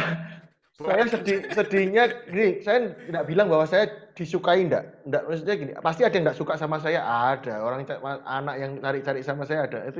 Itu justru jadi kesedihan saya gitu di tengah waktu yang ada itu ternyata saya belum berhasil mendapatkan hatinya dia gitu kan. Tetapi itu buat saya gini, saya hidup, saya mendidik itu untuk anak gitu. Artinya untuk mereka. Jadi kalau apa kata guru, apa kata pimpinan, apa kata orang, ya saya nggak ambil pusing ya gitu. Jadi dan dalam kurun waktu tertentu saya memang izinkan murid ngasih masukan sih. Menurut kalian apa yang kurang dalam saya mengajar? Mereka bebas ngomong sih. Jadi saya sampai dipanggil Ahok ya gak apa-apa sih. Bahkan sampai akhirnya bukan hanya yang murid saya sendiri gitu. Karena saya kalau bukan ngajar, jaga ujian itu nggak main-main saya. Maksudnya saya rela pakai headset 2 jam, ya maksimal kan ujian 2 jam kan. Itu rela pakai dengerin MP3 daripada mata saya kelewat mereka nggak bisa nangkep mereka nyontek gitu loh. Kalau yang lain kan mungkin malah gurunya yang buka handphone, gurunya baca koran. Kalau saya nggak mata terus lihat di mereka gitu sampai ada yang muarah banting pulpen keluar membanting pintu gitu ya. Kalau bahkan udah nyerah duluan kalau saya udah mau masuk kelas, kalau lagi mau ujian gitu, waduh jelek nih, Ahok gitu. Ya, ya, ya, ya, ya nggak apa-apa ya. Kayak buat saya malah kemarin menarik saya, jujur ini pengalaman barusan. Saya cerita ke suatu temen, murid saya lah istilahnya. Saya kalau bahasa sama mereka temen gitu kan. Teman-teman gitu. Nah, ketika saya WA gini, ini aku dapat kerjaan ini di Surabaya gitu. Terus dia tanya, Kak, kerjaannya apa, Kak? Ya suruh beresin toko-toko gitu. Wah, kalau itu Kak Albert banget sih, beresin kayak dulu di Oke. SMA 2 juga beres-beresin, benah-benahin gitu. Nah, buat saya, oh gitu. Jadi ya Hmm. itu saya lihatnya positif sih malahan gitu. Kalau tadi dikaitin dengan apa namanya, dengan tadi kok anomali kayak gitu-gitu. Ya kalau saya juga melihatnya mungkin bukan sok sok merasa baik, enggak sih ya. Karena saya waktu SMA juga demonstran, saya provokator sampai lulus pun nggak boleh masuk SMA gitu. Saya kalau dari alumni mampir ke sekolahan nggak boleh masuk gitu loh. Jadi saya juga demonstran, saya juga sempat galang teman-teman demo untuk guru nggak mau saya nggak mau diajar guru A gitu. Itu sampai tawar menawar, sampai saya didatengin wakil kepala sekolah ke rumah gitu. Jadi buat saya kenakalan mereka ya wajar lah. Saya juga pernah dan mungkin istilahnya saya gini, ya sudahlah mungkin itu tuayan saya lah. Dulu saya nabur gitu. Jadi Tabur tuh, wae tabur. ya sudah dari bagian gitu. Oke, oke. Ya, eh, apakah sudah cukup menjawab pertanyaan dari Kak Maria, Kak Albertnya? Oke. Ya, next. Sekarang Kalau gantian. kalau Kak Albert saya pengen tanya tahu ke Kak gini sih, Maria. pengen spesifik sih, maksudnya pengen Kak Maria cerita gantian deh, apa yang membuat apa ya pengalaman berkesannya gitu yang paling berkesan gitu, paling membahagiakan atau buah dari ya yang spesifik sih, maksudnya bukan hanya sekedar oke semua pengen bagian guru itu sebenarnya bukan materi gitu ya, banyak kan pasti kalau mereka lihat mereka berhasil ya ya seneng gitu ya, tapi maksudnya ada nggak pengalaman-pengalaman yang sampai hari ini menghibur banget gitu. Oke, tadi ya saya cerita tentang bagaimana saya pernah mendampingi salah satu menti saya atau youth yang saya dampingi itu dari Papua. Dari nol dia masuk di Hmm. kampus yang di mana saya juga ngajar di situ. Itu dari yang benar-benar karena dari pedalaman ya cukup agak kesulitan secara kognitif untuk menerima materi-materi pelajaran, membuat dia juga hopeless. Kemudian saya sebagai kakak mentornya di situ juga punya tanggung jawab moral untuk bagaimana menginvolve dia supaya bisa ikut mengikuti proses pembelajaran kayak gitu. Dan itu benar-benar satu pergumulan yang luar biasa selama berapa tahun, 4,5 tahun kira-kira kayak gitu. Saya mendampingin dia, kemudian ya ngajarin kadang kayak gitu ya, bagaimana melatih dia untuk confident juga dan punya kepercayaan diri bahwa dia bisa berhasil. Nah, ketika dia pernah satu kali memutuskan kayaknya saya nggak mampu lagi nih Kak, kayak gitu. Saya mau pulang saja. Itu menjadi pukulan gitu buat saya. Aduh, kayak gitu. Ini bagian yang ya apa ya? Itu butuh butuh. Akhirnya saya benar-benar berdoa buat dia waktu itu dan saya juga minta dia harus berusaha juga dengan kapasitasnya dan saya pikir itu bukan karena saya hebatnya juga ya, tetapi bagaimana memberikan sebuah pemulihan gambar diri, kemudian kepercayaan diri itu muncul sehingga dia akhirnya punya keberanian untuk melakukan sesuatu yang lebih baik. Nah, di akhirnya dia nulis tugas akhir ya itu perjuangan juga sebenarnya. Sehingga pada akhirnya dinyatakan lulus itu kan berarti secara nalar berpikirnya sudah mengalami perkembangan. Puji Tuhannya dia akhirnya lulus wisuda, kemudian dia kembali dan ngajar di sana jadi guru, kemudian ada anak-anak murid juga yang dimuridkan. Satu ketika dia karena di pedalaman ya aksesnya susah ya, hubungin saya, SMS, telepon kayak gitu, ngasih kabar gimana kabarnya. Wow, itu sesuatu yang wah itu berkesan. Saya bersyukur sekali dan akhirnya bisa dia membangun generasi Papua. Dan sekarang ini sudah menikah. Dan itu bagian yang itu mungkin saja secara benefit yang langsung atau apa itu enggak diterima, tetapi sukacita ketika ada pemimpin yang kemudian memuridkan pemimpin berikutnya, itu bagian yang akhirnya memunculkan pemimpin berikutnya itu sebenarnya adalah keuntungan yang kita dapat menjadi pendidik berikutnya. Karena kontribusi kita itu berlipat kali ganda kepada orang berikutnya.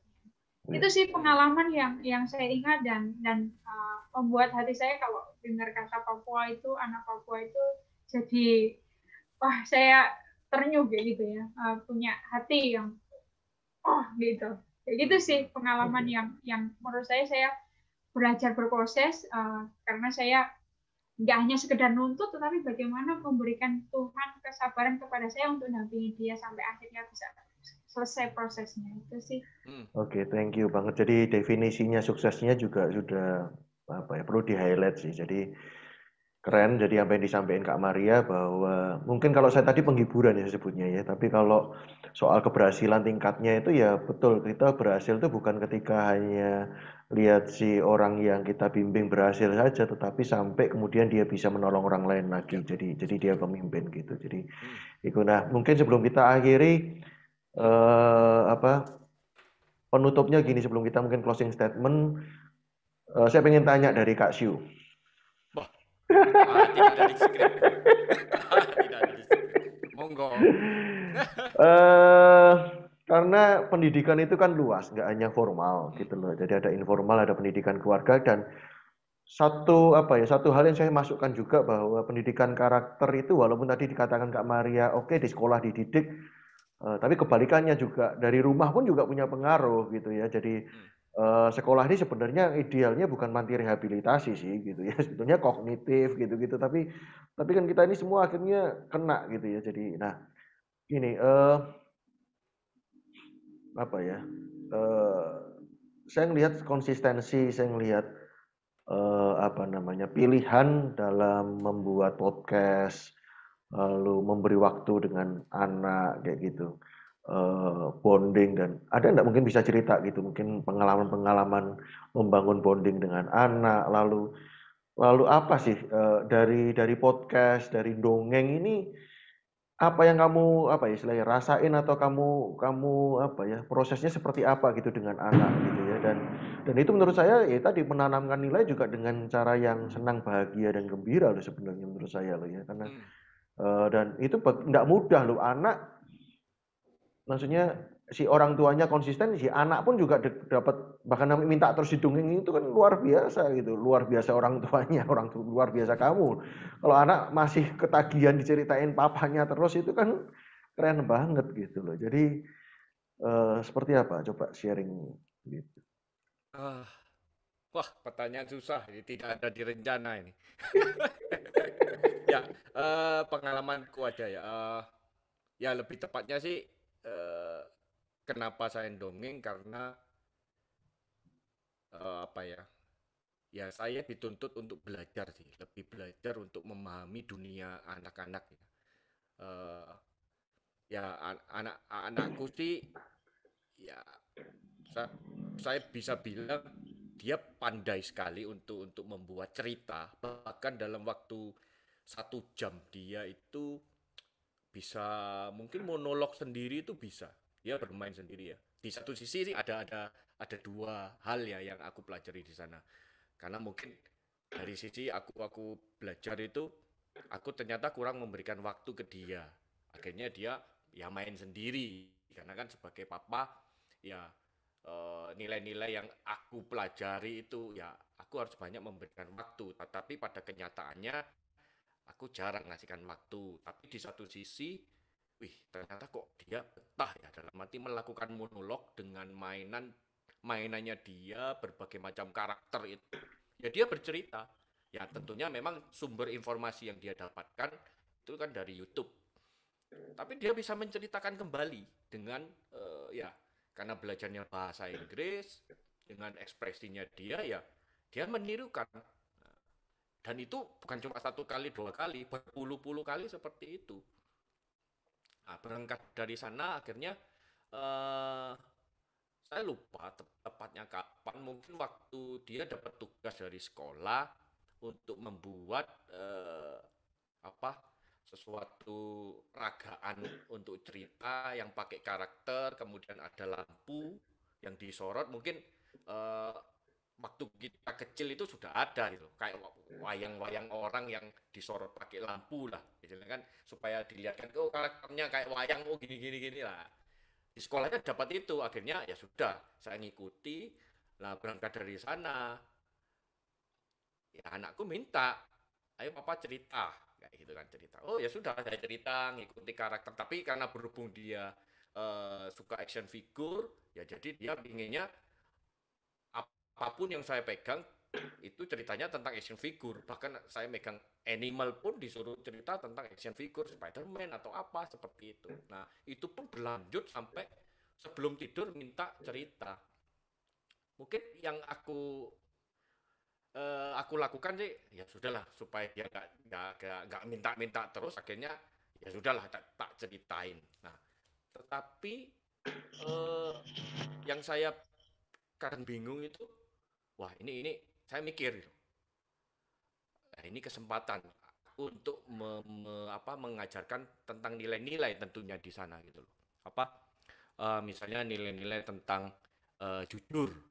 Gimana ya? Saya kan berpikir, tapi berpikirnya bukan saya planning kan, tapi mungkin ya 10 menit, 5 menit sebelum tidur, sebelum cerita, ya saya berpikir gitu. Kadang misalnya sudah gak ngerti ya saya berdoa, Tuhan tolong kasih aku inspirasi untuk cerita tentang nilai-nilai kejujuran lewat ini. Ya sudah, begitu mulai lampu dimatikan sudah dongeng aja. Ya sudahlah, sesekali ya beberapa kali kan saya coba untuk posting lah di IG dengan background yang benar-benar gelap gitu, cerita dongeng. Ya sudah, saya mencoba untuk bercerita dengan karakter-karakter yang ada, tapi nilai apa yang ingin aku sampaikan pada waktu itu, oh nilai-nilai kejujuran, kemudian nilai teamwork, kemudian apa taat, nurut. Ya, jadi seperti itu. Lah, mungkin satu kali, dua kali tidak ada masalah ya. Tapi karena berulang-ulang, tentunya menyesuaikan dengan dunianya dia, karakter yang dia mainkan itu bukan sesuatu yang gampang. Kemudian akhirnya entah kenapa ya tercetus ide ya cerita bersambung ya. Tentunya ada di dongengku itu cerita bersambung. Nah, berangkat dari sana justru mungkin buat anakku ya cuma sekedar dengar ya. Tapi buat aku pribadi sebagai seorang papa, aku diajar banyak di sana gitu loh. Ternyata dunianya anak-anak ini benar-benar apa ya? Saya bisa bilang sih sebenarnya sederhana. Tetapi dari yang sederhana itu justru eh, kita bisa lebih mudah untuk memahami dengan pola pikirnya anak-anak tentunya. Jangan sampai kita membawa pola pikir orang dewasa untuk dimasukkan ke anak-anak. Wah, itu tidak akan ketemu, mereka pasti bingung. Sebagai contoh misalnya menjelaskan tentang apa ya waktu itu misalnya menerawang gitu. Oh, bingung.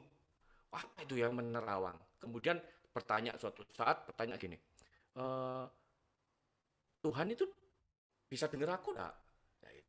Nah, kalau diceritakan tentang yang teoritis atau apa, itu sesuatu yang pasti nggak akan kena gitu loh. Tetapi apa yang saya pelajari, oh Tuhan itu ya kayak gini. Aku menceritakan pengalamanku ya, tentunya tiap-tiap orang tua kan pasti beda. Ya Tuhan itu ya kayak papa ngomong sama kamu kayak gitu.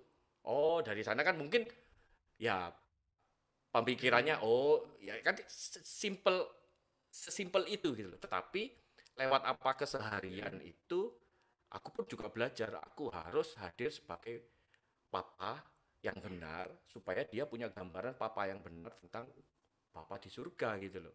Nah, ya berangkat dari situ justru lewat aktivitas dongeng-dongeng itu justru ya saya bisa bilang sih lebih banyak senjata makan tuan ya. Bahasaku sih senjata makan tuan. Itu aku dituntut untuk lebih belajar memahami dunia anak-anak. Sampai hari ini pun seperti itu. Terkadang ingin sibuk dengan dunianya sendiri, tetapi kita mengajarkan anak-anak ke nilai karakter itu dengan pola pikir kita, gitu loh. Nah itu wis gak akan sampai, gitu loh.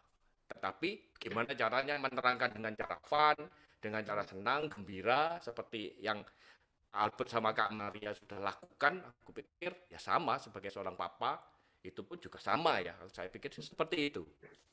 Gak tahu bisa Ya, menjawab apa enggak Kak Albert? menjawab, Aku menjawab, bingung. ngasih gambaran sih. Ya, ya, ngasih bayangan. Itu, Eh, seperti itu. jadi itu alasan juga kenapa nembak. Maksudnya meminta kesediaanmu malam hari ini.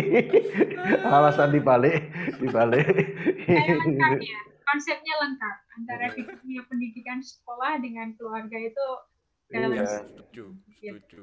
Padahal yang iya, paling penting dalam pembentukan karakter itu kan di keluarga, iya. Ya. paling utama gitu. Dan Oke, sisi Kak oke. Maria kan juga apa tadi melengkapi saya sisi PAUD kan gitu. Nah, saya Hmm, sisi SMA gitu kan. Jadi oke. gitu. Oke. Ya. Eh, Eh, oke, balik apa? lagi. Kak Albert mau menyampaikan dulu sebelum eh ya mungkin pertanyaan pamungkas dari saya ya. Heeh. Itu. Ingin menambahkan apa barusan? Mungkin. Oh enggak, aku closing statement aja. Kalau udah ada. Oh, gitu. Oke. Saya mencoba untuk apa ya mungkin bukan merangkum ya, mungkin menarik quote-quote apa yang sudah disampaikan. Saya pikir saya tidak akan mencoba untuk menyimpulkan karena buat saya pribadi sebagai penanya, pemerhati dan juga pembelajar dari Kak Maria dan Kak Albert itu sudah menurut saya sih lengkap. Ada saran-saran praktisnya, kemudian pengalamannya ada, kemudian kolaborasinya, prosesnya, kemudian ada kendalanya, tantangannya, ya tips-tipsnya seperti apa. Saya pikir itu sudah cukup lengkap, tinggal buat rekan-rekan pendidik dan rekan-rekan guru yang lain bisa apa mengambil apa yang bisa diambil dan bisa diterapkan silahkan, ada yang ingin dikembangkan silahkan karena masing-masing murid itu sangat unik, sangat personal dan tentunya tidak ada kata tidak bisa itu. Yang lebih tepatnya sih mungkin eh, bu- bukan tidak bisa, tetapi mungkin lebih banyaknya tidak mau. Istilahnya kan seperti itu. Ya. Nah, oke. Penanaman nilai-nilai karakter secara fun, senang dan gembira, saya pikir itu suatu yang harus apa ya? Fleksibel, kreatif dan tentunya tidak berhenti hanya pada satu titik karena kan perkembangan itu terus berlanjut dan pengalaman masa lalu bisa dijadikan guru, kegagalan seperti yang tadi disampaikan oleh apa baik Kak Maria ataupun Kak Albert itu sebagai guru yang baik gitu loh untuk kita belajar lebih baik lagi sampai tujuannya itu tercapai. Oke, sebagai closing statement mungkin dari Kak Maria dulu terkait dengan apa yang kita sharingkan malam hari ini. Setelah itu mungkin closing statementnya dari uh, Kalbet. Silakan, Kak Maria. Iya, jadi anak-anak itu kan pembelajar kehidupan ya. Dia akan belajar mengikuti teladan orang dewasa di sekitarnya. Menurut saya untuk sampai kepada mereka penanaman yang fun, kreatif, dan menyenangkan itu perlu memahami dunia mereka. Kalau kita sudah bisa berkomunikasi dengan baik apa yang mereka inginkan, kita bisa masuk kayak gitu. Dengan metode apapun akhirnya bisa diterima. Jadilah orang yang bisa menginspirasi mereka dan juga bisa menginspirasi mereka sehingga terbentuk satu potensi atau kapasitas diri yang lebih positif dan bisa berdampak untuk orang lain. Terima kasih. Oke, ya. Silakan, Kak Albert untuk sekaligus closing statementnya. Eh, kalau penanaman nilai ini ya apa ya seperti yang kita bahas dari awal itu tetap harus dengan menurut saya tetap membangun apa ya membangun jembatan gitu ya membangun jadi istilahnya kayak katakan John Maxwell itu sentuh hatinya baru minta tangannya. Jadi kita harus bangun kepercayaan, bangun terapo ya, bangun trust gitu. Lalu sehingga mereka punya attention gitu, punya perhatian.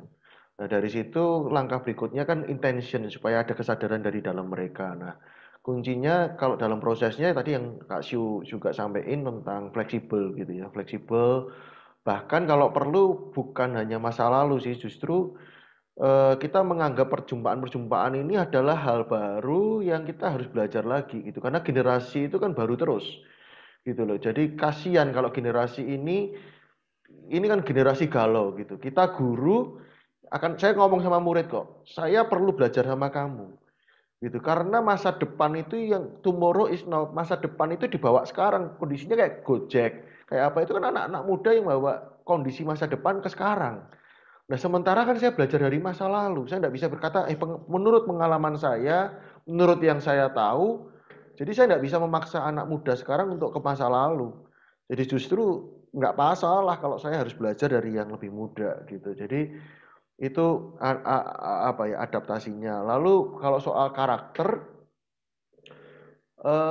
saya tertarik dua hal sih, yaitu kasih dan hormat gitu loh. Jadi sumbernya itu.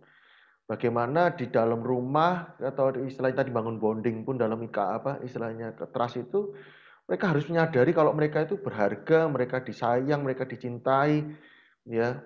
Itu berkaitan juga dengan hormat. Menurut saya generasi sekarang ini sedih saya ya di Indonesia ini makin banyak buka TikTok gitu ya. Isinya bagus gitu loh, tapi kata-katanya kenapa harus mesti kasar gitu loh dan menghina-hina presiden, bukan saya nggak setuju Jokowi dikritik ya, tetapi apa ya kehilangan hormat. Nah, contoh nyontek itu kan berarti tidak menghormati dirinya dan tidak menghormati orang lain. Ketuk pintu kalau mau masuk ruangan, siram habis kencing gitu ya di toilet disiram karena orang lain akan pakai, menghormati orang lain, antri, disiplin waktu itu kan bicara soal hormat gitu. Jadi akarnya menurut saya kasih dan hormat. Jadi ketika menjelaskan definisi gitu ya, kenapa kamu antri? Kamu juga mesti hormatin dong, hormatin orang lain. Kenapa kamu nggak boleh nyuri? Kenapa kamu nggak boleh berbohong? Kenapa kamu itu dasarnya kasih dan hormat. Nah, kemudian untuk membangkitkan kesadaran itu perlu dilatih cara berpikir dan bertanya. Jadi itu yang saya juga lakukan. Saya sampai ngajar khusus gitu tentang cacat logika gitu ya. Jadi itu perlu diajak mikir, diajak bertanya gitu ya. Dan yang terakhir saya nitip dua hal sih. Maksudnya saya pertama tetap eh, istilah yang pertama gini, jangan lelah mencintai atau jangan putus asa dengan seseorang gitu. Kita nggak pernah tahu gitu. Saya juga bukan orang yang baik. Saya juga bukan orang yang mudah bertobat. Jadi istilahnya jangan pernah nyerah dengan seseorang lah. Gitu. Saya kadang jengkel sih, saya kesel dengan satu anak. Tapi kadang itu yang mengingatkan saya. Gitu. Maksudnya Tuhan aja juga nggak nyerah sama saya. Dan ya sudah prosesnya mungkin belum sekarang gitu. Mungkin orang lain yang akan nuai gitu ya. Ya sudahlah gitu. Jadi bagian kita nabur. Orang lain yang nuai pun juga nggak masalah gitu. Ada orang yang nabur, ada yang si A nyiram, ya si C yang nuai nggak masalah gitu. Jadi itu dan maksudnya dalam artian kaitan yang jangan nyerah, yang berikutnya adalah jangan nyerah juga mencintai bangsa ini. Itu yang karakter soal kebangsaan ini yang perlu ditanam, perlu dipupuk gitu ya. Sehingga dalam pembelajaran pun saya juga sempat bikin trilogi tulisan gitu. Mereka ditolong orang lain, mereka bangga dengan warga negara. Hal-hal itu yang terus dibangkitkan terus ya, diingatkan terus gitu untuk mencintai bangsa ini. Karena bagaimanapun rumah ini gitu loh. Dan saya lebih berpikir gini, saya orang Indonesia yang beragama X gitu ya, beragama Kristen gitu mungkin. Eh, apa artinya? Jadi bukan saya Kristen yang lahir di Indonesia gitu. Jadi kita punya kesamaannya harus Indonesia dulu.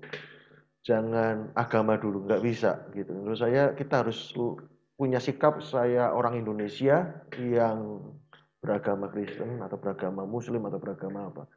Bukan saya beragama Kristen yang lahir di Indonesia.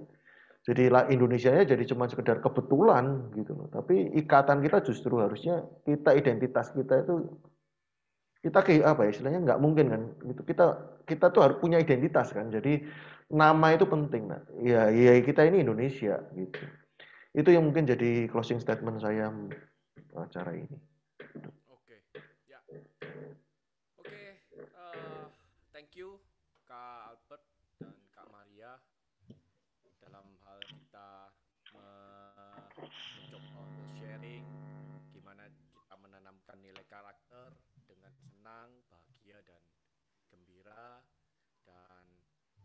selamat berproses buat rekan-rekan, para pendidik, para guru, dan yakinlah pasti bisa, pasti mampu, dan hasilnya ya pasti yang terbaik.